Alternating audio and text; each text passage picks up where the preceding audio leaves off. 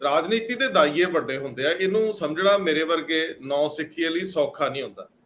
ਸਮਝਣ ਦਾ ਯਤਨ ਕਰਦੇ ਆ ਸਰਦਾਰ ਹਮੀਤ ਸਿੰਘ ਜੀ ਕੋਲੋਂ, ਜਿਹੜੇ ਸੀਨੀਅਰ ਜਰਨਲਿਸਟ ਨੇ, ਸਰਦਾਰ ਜਗਤਾਰ ਸਿੰਘ ਜੀ ਕੋਲੋਂ, ਵੱਡੇ ਪੱਤਰਕਾਰ ਨੇ, ਹਿਸਟੋਰੀਅਨ ਨੇ। ਮੈਂ ਜੀ ਆਇਆ ਆਖਦਾ।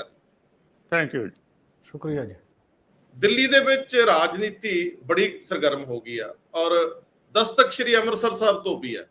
ਕੇਜਰੀਵਾਲ ਸਾਹਿਬ ਪੰਜਾਬ 'ਚ ਨੇ ਔਰ ਪੰਜਾਬ ਦੇ ਵਿੱਚ ਉਹ 3 ਦਿਨ ਲਗਾਤਾਰ ਰਹਿਣਗੇ। ਅੱਜ ਪਹਿਲਾ ਦਿਨ ਸੀਗਾ। ਉਹਨਾਂ ਨੇ ਲੋਕਾਂ ਦੀ ਨਬਜ਼ ਟੋਈ ਆ, ਭਾਵੇਂ ਕਿ ਲੋਕ ਲਿਆਂਦੇ ਗਏ। ਔਰ ਰੌਲਾ ਇਹ ਵੀ ਪੈ ਰਿਹਾ ਕਿ ਅੱਜ ਸਵਾਰੀਆਂ ਰਾਹਾਂ ਦੇ ਵਿੱਚ ਰੁਲਦੀਆਂ ਰਹੀਆਂ ਲੇਕਿਨ ਵਰਕਰ ਢੋਲੇ ਗਏ।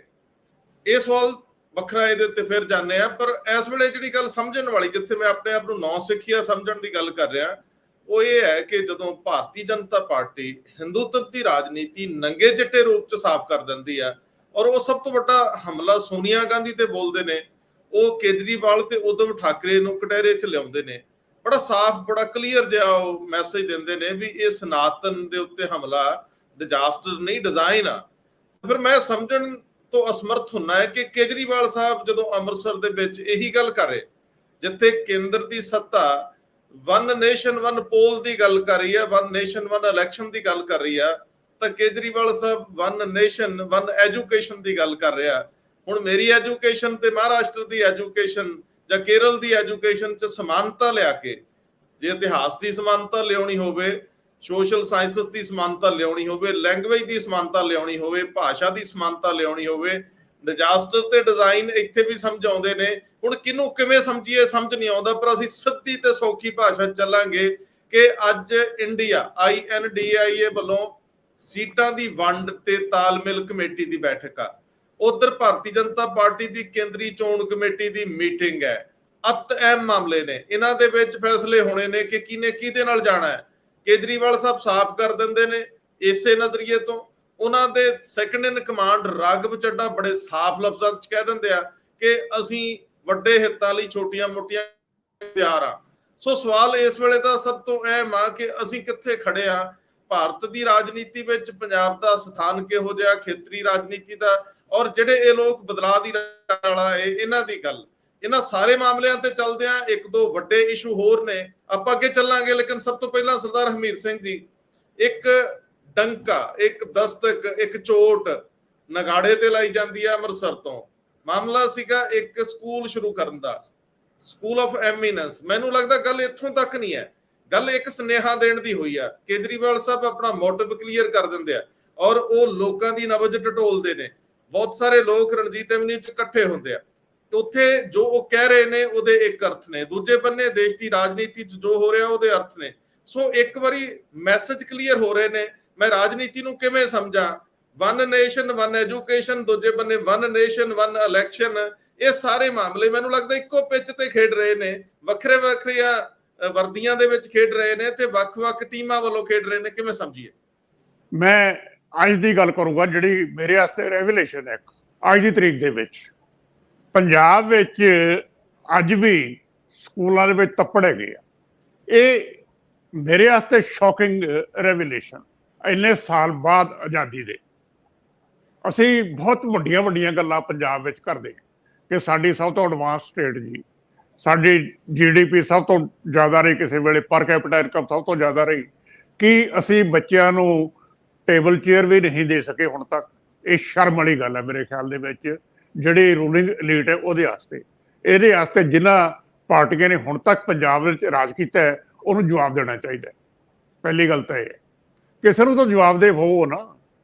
ਜੇ ਹੁਣ ਵੀ ਤੱਪੜ ਹੈਗੇ ਹੈ ਤੇ ਇਹਦੇ ਵਾਸਤੇ ਕੌਣ ਜ਼ਿੰਮੇਦਾਰ ਹੈ? ਮੈਂ ਵੱਡੀਆਂ ਗੱਲਾਂ 'ਚ ਨਹੀਂ ਪੈਂਦਾ ਵੀ ਆਦਰਸ਼ ਸਕੂਲ ਬਣ ਗਏ, ਮੈਰੀਟੋਰੀਅਸ ਸਕੂਲ ਬਣ ਗਏ, ਸਮਾਰਟ ਸਕੂਲ ਬਣ ਗਏ। ਨਹੀਂ, ਮੇਰੇ ਵਾਸਤੇ ਜਿਹੜਾ ਬੱਚਾ ਤੱਪੜ ਤੇ ਬੈਠਾ ਹੈ ਉਹ ਮੇਰੀ ਪ੍ਰਾਇੋਰਟੀ ਉਹ ਹੈ।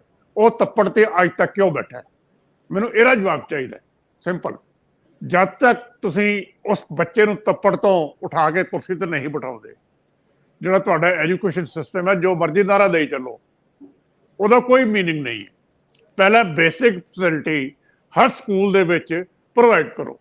ਇਹ ਠੀਕ ਹੈ ਕਿ ਅੱਜ ਅਨਾਉਂਸਮੈਂਟ ਹੋਈ ਹੈ ਨਾਲ ਕਿ ਆਹ ਬਜਟ ਰਿਲੀਜ਼ ਕਰਤਾ ਬਾਕੀ ਸਕੂਲਾਂ ਵਾਸਤੇ, ਜਿਹਦੇ ਵਿੱਚ ਬੇਸਿਕ ਫੈਸਿਲਿਟੀ ਪ੍ਰੋਵਾਈਡ ਕੀਤੀਆਂ ਜਾਣਗੀਆਂ ਸਾਰੀਆਂ। ਵੀ ਸਕੂਲ ਦੇ ਤੱਪੜ ਹੋਣ, ਚਾਰ ਦੀਵਾਰੀ ਨਾ ਹੋਵੇ, ਟਾਇਲਟਸ ਨਾ ਹੋਣ, ਇਹ ਪੰਜਾਬ ਹੈ। ਮੈਂ ਤਾਂ ਸਿਰਫ ਇੰਨੀ ਗੱਲ ਕਰ ਰਿਹਾ। ਹੁਣ ਮੈਂ ਅੱਗੇ ਹੋਣਾ, ਮੈਂ ਇੱਕ ਨਾਲ ਹੋਰ ਗੱਲ ਕਰਦੇ ਆ, ਜਿਹੜੀ ਆਪਣੀ ਵਨ ਐਜੂਕੇਸ਼ਨ ਵਨ ਨੇਸ਼ਨ ਵਾਲੀ ਗੱਲ ਹੈਗੀ ਹੈ ਜੀ। CBSE ਦਾ ਸਿਲੇਬਸ ਸਾਰੇ ਹਿੰਦੁਸਤਾਨ ਵਾਸਤੇ ਇੱਕੋ ਹੈ, local variation state to state ਹੈਗੀ ਹੈ। ਹੁਣ ਮਸਲਨ ਪੰਜਾਬ ਦੇ ਵਿੱਚ CBSE ਤੇ ਪੰਜਾਬ ਸਕੂਲ ਐਜੂਕੇਸ਼ਨ ਬੋਰਡ ਦੋਵੇਂ ਹੀ ਹੈ। Punjab school education board by and large CBSE ਦਾ ਫਾਲੋ ਕਰਦਾ ਤੇ ਆਪਣੀਆਂ ਵੀ ਕਿਤਾਬਾਂ ਇੰਟਰੋਡਿਊਸ ਕਰਦਾ। ਤੁਹਾਨੂੰ ਯਾਦ ਹੋਵੇ ਕੁਝ ਸਾਲ ਪਹਿਲਾਂ ਇਹਨਾਂ ਦੀ ਕਿਤਾਬਾਂ ਤੇ ਬਹੁਤ ਰੌਲਾ ਪੈ ਗਿਆ ਸੀਗਾ ਕਿ ਡਿਸਟੋਰਸ਼ਨ ਹੈ ਹਿਸਟਰੀ ਬੁੱਕਸ, ਖਾਸ ਕਰਕੇ ਸਿੱਖ ਹਿਸਟਰੀ ਨੂੰ ਲੈ ਕੇ। ਸੋ ਇਹ ਸਿੰਪਲ ਇੰਨਾ ਕੰਮ ਨਹੀਂ ਹੈ, ਐਜੂਕੇਸ਼ਨ ਬਹੁਤ ਡੀਪ ਕੰਮ ਹੈ। ਹਰ ਸਟੇਟ ਦੇ ਵੱਖਰੇ ਵੱਖਰੇ ਇਸ਼ੂਜ਼ ਹੈਗੇ ਆ। ਮੈਂ ਨਾਲ ਇਹਦੇ ਐਗਜ਼ਾਮਪਲ ਹੋਰ ਦੇਣਾ ਚਾਹੁੰਦਾ, ਚੰਡੀਗੜ੍ਹ ਦੀ। ਚੰਡੀਗੜ੍ਹ 'ਚ ਮਾਡਲ ਸਕੂਲ ਹੈਗੇ ਆ, +2 ਬੱਚੇ ਈਵਨ ਬਿਊਰੋਕਰੇਟਸ ਇਹਨਾਂ ਸਕੂਲਾਂ 'ਚ ਆਪਣੇ ਬੱਚਿਆਂ ਨੂੰ ਪਾ ਦਿੰਦੇ ਸੀਗੇ। 2-3 ਸਕੂਲ ਚੰਡੀਗੜ੍ਹ ਦੇ ਮਾਡਲ ਸਕੂਲ ਮੰਨੇ ਹੋਏ ਆ ਐਜੂਕੇਸ਼ਨ ਦੇ ਵਿੱਚ। ਜਦੋਂ ਰਿਜ਼ਲਟਸ ਆਉਂਦੇ ਆ ਮਾਡਲ ਸਕੂਲ ਤੇ ਸਰਕਾਰੀ ਸਕੂਲ ਚੰਡੀਗੜ੍ਹ ਦੇ ਇਹ ਉੱਪਰ ਹੁੰਦੇ ਆ।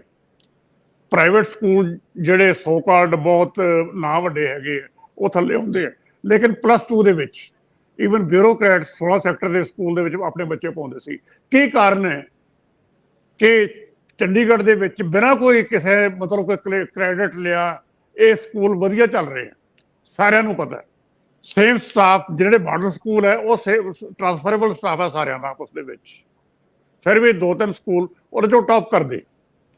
ਲੇਕਿਨ ਜੇ ਚੰਡੀਗੜ੍ਹ ਦੇ ਵਿੱਚ ਬਿਨਾਂ ਕੋਈ ਕਲੇਮ ਕੀਤਿਆਂ ਮਾਡਲ ਸਕੂਲ ਵਧੀਆ ਚੱਲ ਸਕਦੇ ਹੈ ਤੇ ਇਹ ਮਾਡਲ ਪੰਜਾਬ ਵਿੱਚ ਜਾਂ ਹਰਿਆਣੇ ਵਿੱਚ ਰੈਪਲੀਕੇਟ ਕਿਉਂ ਨਹੀਂ ਕੀਤਾ ਜਾਂਦਾ? ਇਹ ਨਾਅਰੇਬਾਜ਼ੀ ਕਿਉਂ ਹੈ ਬਈ ਅੱਜ ਆਦਰ ਸਕੂਲ ਬਣਾ ਦਿਓ ਤੇ ਅੱਜ ਸਮਾਰਟ ਸਕੂਲ ਬਣਾ ਦਿਓ, ਹੁਣ ਸਕੂਲ ਆਫ ਐਮੀਨੈਂਸ ਬਣਾ ਦਿਓ। ਤੁਹਾਡੇ ਕੋਲ ਚੰਡੀਗੜ੍ਹ ਦੇ ਸਕੂਲ ਮਾਡਲ ਹੈਗੇ ਆ, ਤੁਸੀਂ ਇਹ ਰੈਪਲੀਕੇਟ ਕਿਉਂ ਨਹੀਂ ਕਰ ਸਕਦੇ?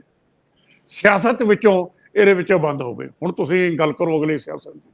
ਜਦੋਂ ਇੱਕ ਦਾਅਵਾ ਕੀਤਾ ਜਾਂਦਾ 75 ਸਾਲਾਂ ਦੇ ਵਿੱਚ ਕੁਝ ਨਹੀਂ ਹੋਇਆ, ਕਿ ਇਹ ਦਾਅਵਾ ਠੀਕ ਹੈ, ਇਹ ਸਰਕਾਰ ਕਰਦੀ ਹੈ, ਇਸ ਤੋਂ ਪਹਿਲੀ ਸਰਕਾਰ ਵੀ ਕਰਦੀ, ਉਸ ਤੋਂ ਪਹਿਲੀ ਸਰਕਾਰ ਵੀ ਕਰਦੀ, ਕੇਂਦਰ ਦੇ ਵਿੱਚ ਵੀ ਹੁੰਦਾ ਕਿ ਪੁਰਾਣੇ ਇਹਨੂੰ ਰੱਦ ਕਰ ਦਿਓ ਪੂਰੀ ਤਰ੍ਹਾਂ। ਦੋ ਗੱਲਾਂ ਜਿਹੜੀਆਂ ਮੈਨੂੰ ਲੱਗਦੀਆਂ ਕਿ ਸਕੂਲਾਂ 'ਚ 4 ਦੀਵਾਰੀਆਂ ਦਾ ਮਾਮਲਾ ਤਾਂ ਹੈਗਾ, ਪਰ ਜਿਹੜੀ ਤੱਪੜਾਂ ਵਾਲੀ ਗੱਲ ਆ ਨਾ, ਟਾਟ ਤੇ ਬਹਿਣ ਵਾਲੀ ਗੱਲ, ਮੈਨੂੰ ਇਹ ਥੋੜੀ ਜਿਹੀ ਸ਼ੱਕੀ ਲੱਗਦੀ ਹੈ। ਸਰਦਾਰ ਹਮੀਰ ਸਿੰਘ ਜੀ, ਪਿੰਡੂ ਖੇਤਰ 'ਚ ਵਾਕਈ ਅਜੇ ਸੀਗੇ ਇਸ ਤਰ੍ਹਾਂ ਦੇ ਤੱਪੜ? ਤੁਸੀਂ ਤਾਂ ਕਾਫੀ ਘੁੰਮਦੇ ਰਹਿੰਦੇ ਹੋ।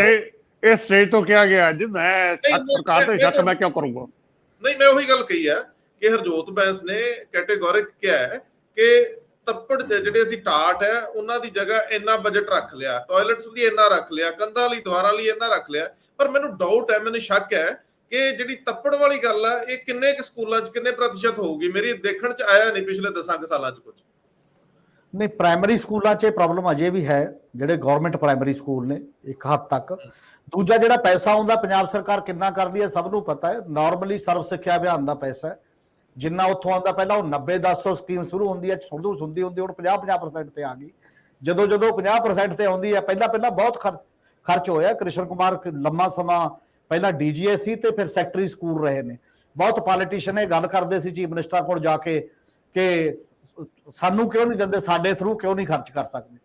ਉਦੋਂ ਦਾ ਉਹ ਜਿਹੜੀਆਂ 4 ਦੀਵਾਰੀਆਂ ਬਣੀਆਂ, ਫਲਸ ਬਣੇ, ਜੇ ਉਹ ਖਰਚ ਹੋਇਆ ਉਸ ਲੈਵਲ ਦੇ। ਪਰ ਸਭ ਤੋਂ ਬੜਾ ਕੁਐਸਚਨ ਇਹ ਹੁੰਦਾ ਮੇਰਾ ਖਿਆਲ ਹੈ, ਜਿਵੇਂ ਕਹਿੰਦੇ ਨਾ ਪੰਜਾਬੀ ਦਾ ਇੱਕ ਮੁਹਾਵਰਾ ਹੈ, ਬੰਦਾ ਜੋੜੇ ਪਲੀ ਪਲੀ ਰਾਮ ਰੜਾਵੇ ਕੁੱਪਾ। 2020 ਦੀ ਪਾਲਿਸੀ, 2020 ਦੀ ਪਾਲਿਸੀ ਤੇ ਮੈਨੂੰ ਇੱਕ ਵੀ ਪਾਰਟੀ ਦੱਸ ਦੇ, ਇੱਕ ਵੀ ਸਰਕਾਰ ਦੱਸ ਦੇ ਸਾਡੀ ਸਟੇਟ ਦੀ, ਜਦੋਂ ਤੋਂ ਇਹ ਚੱਲਦਾ ਕਿ ਉਹਨੇ ਕੋਈ ਡਾਕੂਮੈਂਟ ਭੇਜਿਆ ਹੋਵੇ ਕਿ ਸਾਡੀ ਸਰਕਾਰ ਦਾ ਆਹ ਮੰਨਣਾ ਹੈ, ਪੰਜਾਬ ਦਾ ਆਹ ਮੰਨਣਾ ਹੈ, ਸਾਡੀ ਪਾਰਟੀ ਦਾ ਆਹ ਮੰਨਣਾ ਹੈ। ਕੋਈ ਡਿਸਕਸ਼ਨ ਨਹੀਂ ਹੈ ਕਿਤੇ। ਔਰ ਜਿਹੜੇ ਇੰਟੈਲੈਕਚੁਅਲ ਸੈਕਸ਼ਨ ਨੇ ਥੋੜਾ ਬਹੁਤ ਕੀਤੀ ਵੀ ਆ, ਉਹਨੂੰ ਨਾ ਇਹ ਸਰਕਾਰ ਨੇ ਤਵੱਜੋ ਦਿੱਤੀ ਹੈ ਨਾ ਉਹ ਸਰਕਾਰ ਨੇ ਤਵੱਜੋ ਦਿੱਤੀ ਹੈ। ਪਾਲਿਸੀ ਬਹੁਤ ਵੱਡੀ ਸਿਫਟ ਹੈ ਜਿਹਦੇ ਚ ਇਹ ਸਭ ਤੋਂ ਪੱਠਾ ਬਿਠਾ ਦੇਗੀ ਜਿਹੜੀ ਪਾਲਿਸੀ ਹੈ। ਅਜੇ ਪੰਜਾਬ ਦੇ ਲੋਕਾਂ ਕੋਲ ਪਾਲਿਸੀ ਹੈ ਹੀ ਨਹੀਂ ਹੈ, ਡਿਸਕਸ ਨਹੀਂ ਹੋਈ ਉਸ ਪੱਧਰ ਦੇ ਉੱਤੇ। ਸਾਡੇ ਕਿੱਥੇ ਸੱਥਾਂ ਚ ਪਾਤੀ, ਤੁਸੀਂ ਨੈਟ ਤੇ ਜੀ ਕਰ ਲਓ, ਨੈਟ ਤੇ ਪਾ ਕੇ ਪਾਲਿਸੀ ਡਿਸਕਸ ਹੋ ਜਾਂਦੀ ਹੈ। ਪਾਲਿਸੀ ਲਈ ਆਰਗੇਨਾਈਜ਼ ਕਰਨੇ ਪੈਂਦੇ ਨੇ ਸਿਸਟਮ ਉਸ ਪੱਧਰ ਦੇ ਉੱਤੇ। ਅਜੇ ਵੀ ਮੈਨੂੰ ਲੱਗਦਾ ਕਿੰਨੇ ਇੰਟੈਲੈਕਚੁਅਲ ਨੇ ਸਾਡੇ, ਉਹ ਪਾਲਿਸੀ ਦੇ ਚੈਪਟਰਾਈਜੇਸ਼ਨ ਦੱਸ ਦੇਣ। ਜਿੱਦਣ ਉਹ ਦੱਸ ਦੇਣਗੇ ਤਾਂ ਪਤਾ ਲੱਗ ਜੂਗਾ ਕਿ ਹਾਂ ਪਾਲਿਸੀ ਦਾ ਸਾਨੂੰ ਗਿਆਨ ਹੋ ਗਿਆ ਤੇ ਇਹਦੇ ਤੇ ਅਸੀਂ ਕੁਝ ਕੀਤਾ ਹੋਇਆ। ਕੇਵਲ ਇੱਕ ਅਲਾਇੰਸ ਬਣਿਆ ਹੋਇਆ ਆਲ ਇੰਡੀਆ ਦਾ, ਤੇ ਇੱਥੇ ਵੀ ਪੰਜਾਬ 'ਚ ਉਹਦਾ ਇੱਕ ਬ੍ਰਾਂਚ ਹੈ। ਪ੍ਰੋਫੈਸਰ ਬਾਈਆ ਦੀ ਡੈਥ ਹੋ ਗਈ ਹੈ, ਜਿਹਦੀ ਅਗਵਾਈ ਦੇ ਵਿੱਚ ਪੰਜਾਬ ਦੇ ਵਿੱਚ ਇਸ ਪਾਲਿਸੀ ਤੇ ਕਾਊਂਟਰ ਪ੍ਰੋਫੈਸਰ ਪੁਰੀ ਤੇ ਵੱਖ-ਵੱਖ ਬਣੇ ਸੀ। ਉਹਨਾਂ ਦੇ ਕੋਈ ਸੈਮੀਨਾਰ ਹੋਏ, ਕੁਝ ਡਾਕੂਮੈਂਟੇਸ਼ਨ ਇਸ ਪੰਜਾਬ ਸਰਕਾਰ ਨੂੰ ਦਿੱਤੀ ਵੀ ਤੁਸੀਂ ਨਹੀਂ ਦੇਣਾ, ਸਾਡੇ ਵਾਲਾ ਹੀ ਦੇ ਦਿਓ, ਸਾਨੂੰ ਗਵਰਨਮੈਂਟ ਆਫ ਇੰਡੀਆ ਨਾਲ ਇੱਕ ਮੀਟਿੰਗ ਫਿਕਸ ਕਰਾ ਦਿਓ, ਅਸੀਂ ਘੱਟੋ ਘੱਟ ਆਰਗੂਮੈਂਟ ਕਰ ਲਈਏ। ਕੁਝ ਨਹੀਂ ਹੋਇਆ, ਸਾਰੇ ਉਸ ਪਾਸੇ ਵੱਲ ਉੱਥੇ ਹੀ ਗਏ। ਤ੍ਰਿਪਤ ਰਜਿੰਦਰ ਬਾਜਵੇ ਕੋਲ ਅਸੀਂ ਡੈਲੀਗੇਸ਼ਨ ਲੈ ਕੇ ਗਏ ਅਮਰਿੰਦਰ ਸਰਕਾਰ ਦੇ ਵਿੱਚ ਕਿ ਉਹਦੀ ਡੇਟ ਵਧਵਾ ਦਿਓ। ਪੰਜਾਬ 'ਚ ਕੁਝ ਨਹੀਂ ਹੋਇਆ ਉਸ ਮਾਮਲੇ ਦੇ ਵਿੱਚ, ਚਿੱਠੀ ਲਿਖਤੀ ਉਹਨਾਂ ਨੇ, ਪਰ ਸਰਕਾਰ ਜਦੋਂ ਕੁਝ ਚਾਰਾਜੋਈ ਨਾ ਕਰੇ, ਚਿੱਠੀ ਨਾਲ ਡੇਟ ਨਹੀਂ ਵਧਣੀ ਉਹ ਸਾਰੇ ਮਾਮਲੇ ਦੇ ਵਿੱਚ। ਇਸ ਕਰਕੇ ਐਜੂਕੇਸ਼ਨ ਜਿੱਡਾ ਸਿੰਸੀਅਰ ਮੁੱਦਾ ਹੈ ਉਸ ਪੱਧਰ ਦੇ ਉੱਤੇ ਅਸੀਂ ਉਹਨੂੰ ਉਵੇਂ ਨਹੀਂ ਲਿਆ ਇਸ ਪੱਧਰ ਤੇ। ਮੈਨੂੰ ਲੱਗਦਾ ਇਹ ਦੋਹਰਾ ਕੰਮ ਹੈ, ਇੱਕ ਹਾਰਡਵੇਅਰ, ਇੱਕ ਸੌਫਟਵੇਅਰ ਹੈ। ਬਿਲਕੁਲ ਸਕੂਲਾਂ ਦੀਆਂ ਬਿਲਡਿੰਗਾਂ ਠੀਕ ਹੋਣੀਆਂ ਚਾਹੀਦੀਆਂ ਨੇ, ਬੈਂਚ ਵੀ ਹੋਣ, ਸਭ ਕੁਝ, ਜੋ ਸਾਰਾ ਕੁਝ ਵੀ ਹੋ ਜੇ, ਬੇਸਿਕ ਅਸੈਂਟ ਉਹਦਾ ਹੁੰਦਾ ਐਜੂਕੇਸ਼ਨ, ਟੀਚਰ ਦੀ ਕੁਆਲਿਟੀ, ਬੱਚੇ ਨਾਲ ਸੰਬੰਧ, ਉਹ ਸੌਫਟਵੇਅਰ ਉਹਦਾ ਕਿੰਨਾ ਸਟਰੋਂਗ ਹੈ, ਬੱਚੇ ਨੂੰ ਕੁਝ ਆਉਂਦਾ ਵੀ ਹੈ ਜਾਂ ਨਹੀਂ, ਜੇ ਉਹਨੂੰ ਉੜਾੜਾ ਨਹੀਂ ਆਉਂਦਾ ਸਕੂਲ 'ਚ ਜਾ ਕੇ, ABC ਨਹੀਂ ਆਉਂਦੀ, ਬਾਕੀ ਗੱਲਾਂ ਨਹੀਂ ਆਉਂਦੀਆਂ ਉਸ ਮਾਮਲੇ ਦੇ ਵਿੱਚ, ਫਿਰ ਵੀ ਕੀ ਕਰਨਾ? ਬੁਨਿਆਦੀ ਕੁਐਸਚਨ ਉਹਨੂੰ ਪੜ੍ਹਾਈ ਦਾ ਇੱਕ ਮਾਹੌਲ ਬਣਾਉਣ 'ਚ ਹੈ ਕਿ ਬੱਚਿਆਂ ਨੂੰ ਕੁਝ ਆਵੇ, ਉਹ ਜਾ ਕੇ ਸਕੂਲ ਤੋਂ ਬਾਹਰ ਵੀ ਇਹ ਨਾ ਹੋਣ ਕਿ ਤੀਜੀ ਦੇ ਜਵਾਕ ਨੂੰ ਪਹਿਲੀ ਦਾ ਕਾਇਦਾ ਪੜ੍ਹਨਾ ਨਹੀਂ ਆਉਂਦਾ, 8ਵੀਂ ਦੇ ਜਵਾਕ ਨੂੰ ਦੂਜੀ ਦਾ ਹਿਸਾਬ ਨਹੀਂ ਆਉਂਦਾ। ਜਿਹੜੇ ਇਹ ਮਾਹੌਲ ਨੇ ਨਾ, ਇਹ ਬਹੁਤ ਖਤਰਨਾਕ ਮਾਹੌਲ ਹੈ ਉਸ ਪੱਧਰ ਦੇ ਉੱਤੇ।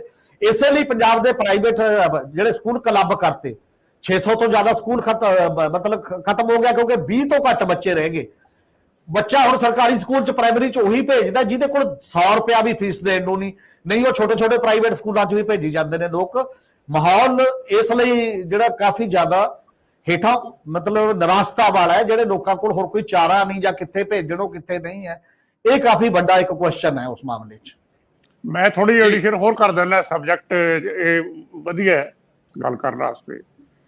ਤੁਸੀਂ ਮੈਨੂੰ ਕੋਈ ਐਗਜ਼ਾਮਪਲ ਦੇ ਦਿਓ ਜਦੋਂ ਸਰਕਾਰ ਬਣਦੀ ਹੈ, ਕਿਸੇ ਜਿਹੜਾ ਮਿਨਿਸਟਰ ਜਿਹੜਾ ਸਹੁੰ ਚੱਕ ਲੈਂਦਾ ਹੈ, ਉਹ ਕਵੇ ਕਿ ਮੈਨੂੰ ਐਜੂਕੇਸ਼ਨ ਦੇ ਦਿਓ।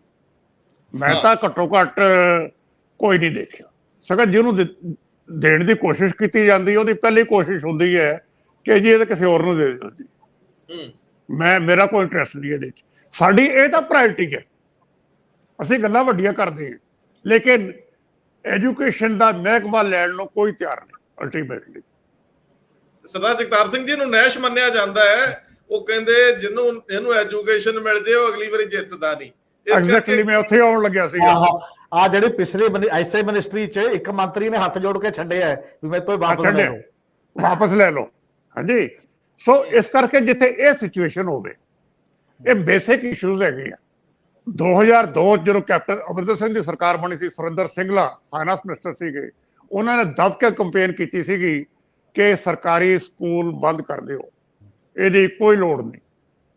ਉਹਨਾਂ ਦਾ ਬਜਟ ਓਪਨ ਡਿਸਕਸ਼ਨ ਚੱਲਦੀ ਸੀਗੀ, ਓਪਨ, ਸਾਰਿਆਂ ਨੂੰ ਪਤਾ ਸੀਗਾ। ਇਹ ਤਾਂ ਸਾਡਾ ਲੈਵਲ ਹੈ ਪੋਲੀਟੀਸ਼ੀਅਨ ਦਾ। ਜੇ ਅੱਜ ਦੀ ਡੇਟ ਦੇ ਵਿੱਚ ਕੋਈ ਐਜੂਕੇਸ਼ਨ ਮਿਨਿਸਟਰ ਬਣਨ ਨੂੰ ਤਿਆਰ ਨਹੀਂ, ਤੇ ਜਿਹੜੀਆਂ ਵੱਡੀਆਂ ਵੱਡੀਆਂ ਗੱਲਾਂ ਅੱਜ ਅੰਮ੍ਰਿਤਸਰ ਹੋਈਆਂ, ਇਹਦੀ ਕੋਈ ਮੀਨਿੰਗ ਨਹੀਂ ਹੈ। ਪਰ ਇਹ ਜਿਹੜੇ ਹੋਣ ਵਾਲੇ ਮਿਨਿਸਟਰ, ਇਹ ਕਹਿੰਦੇ ਮੈਂ ਤਾਂ ਮੰਗ ਕੇ ਮਹਿਕਮਾ ਲਿਆ, ਮੈਂ ਤਾਂ ਕਹਿੰਦਾ ਵੀ ਮੇਰੇ ਕੋਲੋਂ ਮਾਈਨਿੰਗ ਲਈ ਦੂਜਾ ਤੀਜਾ ਲਿਆ, ਮੈਂ ਤਾਂ ਖੁਸ਼ ਬੜਾ ਐ ਕਰਨ ਦਾ ਮੌਕਾ ਮਿਲਿਆ। ਮੈਨੂੰ ਲੱਗਦਾ ਅਜੇ ਤੱਕ ਇਹਨਾਂ ਦਾ ਘਰ ਘੱਟ ਕੇ ਰਿਹਾ। ਮੈਨੂੰ ਪ੍ਰਗਟ ਸਿੰਘ ਯਾਦ ਆਉਂਦੇ ਆ, ਜਾਨੀ ਸਰਕਾਰ ਵੇਲੇ ਉਹਨਾਂ ਨੂੰ ਬਣਾਤਾ ਤੇ ਉਹਨਾਂ ਨੂੰ ਘਰ ਜਾਣਾ ਔਖਾ ਸੀ। 2-3 ਮਹੀਨੇ ਦੂਜੇ ਖਾਲੀ ਕਰਾਉਂਦੇ ਰਹੇ, ਨਹੀਂ ਹੋਏ ਸੀ ਉਹਨਾਂ ਦਾ ਜਲੰਧਰ ਵਾਲਾ ਘਰ ਜਿਹੜਾ। ਨਹੀਂ, ਮੈਨੂੰ ਪਤਾ ਨਹੀਂ ਕਿ ਇਹਨਾਂ ਨੇ ਮੰਗ ਕੇ ਲਿਆ ਕਿ ਨਹੀਂ, ਲੇਕਿਨ ਜਿਹੜਾ ਮੇਰਾ ਆਪਣਾ ਐਕਸਪੀਰੀਅੰਸ ਹੈ, ਜਦ ਤੱਕ ਮੈਂ ਐਕਟਿਵ ਰਿਹਾ ਫੀਲਡ ਦੇ ਵਿੱਚ, ਤੇ ਮੇਰਾ ਐਕਸਪੀਰੀਅੰਸ ਇਹ ਹੈ ਕਿ ਕੋਈ ਵੀ ਮਿਨਿਸਟਰ ਇਹ ਮਹਿਕਮਾ ਲੈਣ ਨੂੰ ਤਿਆਰ ਨਹੀਂ ਸੀ ਹੁੰਦਾ। ਇੰਨਾ ਕੁ ਹੋਇਆ ਕਿ ਉੱਥੇ ਨੇੜੇ ਹੀ ਨਹੀਂ ਜਾਣ ਦਿੰਦੇ। ਤੁਸੀਂ ਦੇਖੋ ਸਟੇਜ ਤੋਂ ਲੋਕ ਕਿੰਨੀ ਦੂਰ ਬਿਠਾਉਂਦੇ ਨੇ ਕਿ ਨਾਰਾ ਨਾ ਵੱਜੇ ਨੇੜੇ। ਅੱਗੇ ਤਾਂ ਡੀ ਨੇੜੇ ਲਾ ਲੈਂਦੇ ਸੀ ਮਾੜੇ ਜੀ। ਤੁਸੀਂ ਇਹਨਾਂ ਦਾ ਡਿਜ਼ਾਈਨ ਦੇਖਣਾ ਸਟੇਜ ਦਾ, ਚੀਫ ਮਿਨਿਸਟਰ ਬੋਲਦੇ ਹੋਣ ਜਾਂ ਕੇਜਰੀਵਾਲ ਬੋਲਦੇ ਹੋਣ, ਔਰ ਉਹ ਕੁੜੀ ਜਿਹੜੀ ਟੈਂਕੀ ਤੋਂ ਤਾਰੀ ਸੀ ਕੇਜਰੀਵਾਲ ਦੀ ਸਿਸਟਰ ਦੇ ਤੌਰ ਤੇ ਵਾਰ-ਵਾਰ ਆ ਰਹੀ ਹੈ, ਮੈਨੂੰ ਭੈਣ ਕਿਹਾ ਸੀਗਾ ਤੇ ਤੂੰ ਮੰਨਦੇ ਨਹੀਂ। ਉਹ ਨਜ਼ਰਬੰਦ ਹੈ ਘਰ 'ਚ ਜੀ, ਕੱਲ ਸਵੇਰ ਤੋਂ ਸਾਜਰੇ ਤੋਂ ਲੈ ਕੇ ਕਿਤੇ ਉੱਥੇ ਜਾ ਕੇ ਨਾਰੇ ਨਾ ਲਾ ਦੇ ਕੋਈ। ਆਪ ਗੱਲ ਤਾਂ ਇਹ ਹੈ ਨਾ, ਦੇਖੋ ਬੇਸਿਕ ਇਸ਼ੂਜ਼ ਇਹ ਹੈਗੇ ਆ। ਜਿਹੜੀ ਗੱਲ ਡੀ ਦੀ ਹੈ ਪੰਜਾਬ ਦੇ ਵਿੱਚ, ਨਹੀਂ ਹੁਣ ਤਾਂ ਮੇਰੇ ਖਿਆਲ ਬਾਕੀ ਥਾਵਾਂ ਤੇ ਵੀ ਹੈ, ਇਹ ਡੀ ਐਡੀ ਕੁ ਵੱਡੀ ਬਣਾ ਦਿੰਦੇ ਆ ਕਿ ਲੋਕ ਉੱਥੋਂ ਸਟੇਜ ਤੇ ਦੂਰ ਹੀ ਰਹਿਣ। ਜਿਹੜੀ ਲੋਕਾਂ ਦੇ ਵਿੱਚ ਦੂਰੀ ਬਣ ਗਈ, ਜਿਹੜੀ ਰੂਲਿੰਗ ਐਲੀਟ ਹੈ ਇਹਦੀ, ਇਹ ਲੋਕਾਂ ਤੋਂ ਕੱਟੇ ਗਏ ਹੈ। ਮੈਂ ਅੱਗੇ ਗੱਲ ਕਰਦਾ ਹੁੰਦਾ ਸੀਗਾ ਕਿ ਲੋਕ ਫੈਸਲਾ ਕਰ ਲੈਣ, ਸ਼ਹਿਰਾਂ 'ਚ ਮਹੱਲੇ ਵਾਲੇ ਤੇ ਪਿੰਡਾਂ ਦੇ ਵਿੱਚ ਲੋਕ, ਕਿ ਜਿਹੜਾ ਲੀਡਰ ਸਿਕਿਉਰਿਟੀ ਲੈ ਕੇ ਆਏਗਾ ਉਹਨੂੰ ਕਹਿ ਰਹੇ ਹੋ ਭਾਈ ਤੂੰ ਸਾਡੇ ਕੋਲ ਨਹੀਂ ਆਉਣਾ, ਸਿਕਿਉਰਿਟੀ ਛੱਡ ਕੇ ਆ, ਤੈਨੂੰ ਸਿਕਿਉਰਿਟੀ ਦੀ ਲੋੜ ਹੈ, ਤੈਨੂੰ ਸਿਕਿਉਰਿਟੀ ਅਸੀਂ ਪ੍ਰੋਵਾਈਡ ਕਰਾਂਗੇ। ਤੂੰ ਆਪਣੀ ਆ ਫੌਜ ਲੈ ਕੇ ਸਾਡੇ ਪਿੰਡ ਦੇ ਵਿੱਚ ਨਹੀਂ ਵੜੇਗਾ। ਇਹ ਜੇ ਪਿੰਡ ਪਿੰਡ ਦੇ ਵਿੱਚ ਫੈਸਲਾ ਹੋ ਜਾਏ, ਇਹਨਾਂ ਲੋਕਾਂ ਦੇ ਦਿਮਾਗ ਠੀਕ ਹੋ ਜਾਣਗੇ। ਸਭ ਤੋਂ ਪਹਿਲਾ ਸਵਾਲ ਤਾਂ ਇੱਥੇ ਹੀ ਆਉਂਦਾ ਕਿ ਐਜੂਕੇਸ਼ਨ, ਹੈਲਥ, ਵੱਖ-ਵੱਖ ਜਿਹੜੀਆਂ ਸੋਭੇ ਨੇ, ਕੀ ਇਹਨਾਂ ਦੇ ਨਾਮ ਬਦਲ ਦਿੱਤੇ ਜਾਣ ਦੇ ਨਾਲ ਚੀਜ਼ਾਂ ਬਦਲ ਜਾਂਦੀਆਂ ਨੇ? ਇਹ ਇਕੱਲਾ ਆਮ ਆਦਮੀ ਪਾਰਟੀ ਨਹੀਂ, ਸਾਡੀ ਜਿਹੜੀ ਵੀ ਸਰਕਾਰ ਆਈ ਹੈ ਉਹਨੇ ਬਹੁਤ ਸਾਰੀਆਂ ਚੀਜ਼ਾਂ ਦੇ ਨਾਮ ਬਦਲੇ ਨੇ। ਜਿਵੇਂ ਸਕੂਲ ਦਾ ਨਾਮ ਸਪੋਜ਼ ਕਰੋ, ਪਹਿਲਾਂ ਬਾਦਲ ਸਾਹਿਬ ਆਏ, ਪਹਿਲੀ ਵਾਰ ਵੀ ਦੂਜੀ ਵਾਰ ਵੀ ਉਹਨਾਂ ਨੇ ਉਹਨਾਂ ਸਕੂਲਾਂ ਚੋਂ ਕੱਢ ਕੇ ਲਿਖਤੇ ਆਦਰਸ਼ ਸਕੂਲ। ਫਿਰ ਉਹ ਆਦਰਸ਼ ਸਕੂਲ ਪਿੱਟ ਜੇ ਗਿਆ, ਵਿੱਚੇ ਹਰ ਹਲਕੇ ਚ ਇੱਕ ਖੋਲਣਾ, ਹਰ ਹਲਕੇ ਚ ਇੱਕ ਖੋਲਣਾ। ਫਿਰ ਇੱਕ ਨਵੇਂ ਆ ਗਏ ਮੈਰੀਟੋਰੀਅਸ ਸਕੂਲ, ਉਹਨਾਂ ਦਾ ਨਾਮ ਰੱਖਤਾ ਬਿਲਕੁਲ ਅਲੱਗ-ਅਲੱਗ ਟੀਚਰ। ਫਿਰ ਕੈਪਟਨ ਅਮਰਿੰਦਰ ਸਿੰਘ ਦੀ ਸਰਕਾਰ ਆਈ, ਉਹਨਾਂ ਨੇ ਕਿਹਾ ਆਪਾਂ ਵੀ ਪਿੱਛੇ ਕਾਹਨੂੰ ਰਹਿਣਾ, ਤੇ ਉਹਨਾਂ ਨੇ ਚੱਲਦੇ ਕਰਤਾ ਸਮਾਰਟ ਸਕੂਲ। ਆਪਾਂ ਇਹਨਾਂ ਤੋਂ ਸਮਾਰਟ ਸਕੂਲ ਦੇ ਸਾਰੀਆਂ ਚੀਜ਼ਾਂ ਲਿਆਉਣੀਆਂ ਨੇ ਨਾਲ। ਤੇ ਹੁਣ ਇਹਨਾਂ ਨੇ ਉਦੋਂ ਅੱਗੇ ਕਰਤਾ, ਅਸੀਂ ਦਿੱਲੀ ਚ ਕਹਿੰਦੇ ਆ ਸਕੂਲ ਆਫ ਐਮੀਨੈਂਸ। ਇਹ ਅੰਗਰੇਜ਼ੀ ਜੀ ਦੇ ਨਾਮ ਸਾਰੇ ਰੱਖ ਰੁੱਖ ਕੇ, ਜੇ ਕੋਈ ਕਿਸੇ ਟਾਈਪ ਦਾ ਕਿਸੇ ਦਾ, ਇਹਦੇ ਨਾਲ ਕੁਆਲਿਟੀ 'ਚ ਫਰਕ ਪੈਂਦਾ। ਇਹਦੇ ਨਾਲ ਕੋਈ ਟੀਚਰਾਂ ਦੀ ਸਿਖਲਾਈ ਤੁਸੀਂ ਬਦਲਤੀ, ਇਹਦੇ ਨਾਲ ਬੱਚਿਆਂ ਦੇ ਕੋਈ ਰਾਈਟਸ ਵੱਧ ਗਏ ਨੇ। ਇਹਦੇ ਨਾਲ ਸਕੂਲਾਂ ਦੇ ਵਿੱਚ ਤੁਸੀਂ ਇਕਸਾਰਤਾ ਲੈ ਆਂਦੀ ਹੈ। ਪ੍ਰਾਈਵੇਟ ਸਕੂਲਾਂ ਦੇ ਮਹਿੰਗੇ ਵੱਡੇ ਸਕੂਲਾਂ ਦੇ ਮੁਕਾਬਲੇ ਇਹ ਸਕੂਲ ਕੁਝ ਹੋਰ ਤਰ੍ਹਾਂ ਬਿਹੇਵ ਕਰਨ ਲੱਗ ਗਏ ਨੇ। ਹੋਇਆ ਕੀ ਹੈ, ਮਤਲਬ ਗਰਾਊਂਡ ਤੇ ਤਬਦੀਲੀ ਕੀ ਹੋਈ ਹੈ? ਇੱਕ ਫੱਟਾ ਬਦਲ ਕੇ ਉਹਦਾ ਜੇਕਰ ਤੁਸੀਂ ਇਹ ਚਾਹੋਗੇ। ਦੂਜੀ ਗੱਲ, ਸਕੂਲ ਆਪਣੇ ਆਪ 'ਚ ਸਕੂਲ ਹੀ ਰਹੇ, ਉਹਨੂੰ ਬਾਕੀ ਚੀਜ਼ਾਂ ਦੀ ਲੋੜ ਪ੍ਰਾਈਵੇਟ ਤਾਂ ਦੇਣ। ਜਿਹੜੇ ਪ੍ਰਾਈਵੇਟ ਸਕੂਲਾਂ ਨੇ ਬੱਚੇ ਅਟਰੈਕਟ ਕਰਨੇ ਨੇ ਨਾ, ਕਿ ਸਾਡਾ ਮਾਡਲ ਸਕੂਲ ਹੈ, ਸਾਡਾ ਫਲਾਨਾ ਸਕੂਲ ਹੈ, ਸਾਡਾ ਫਲਾਨਾ ਸਕੂਲ ਹੈ।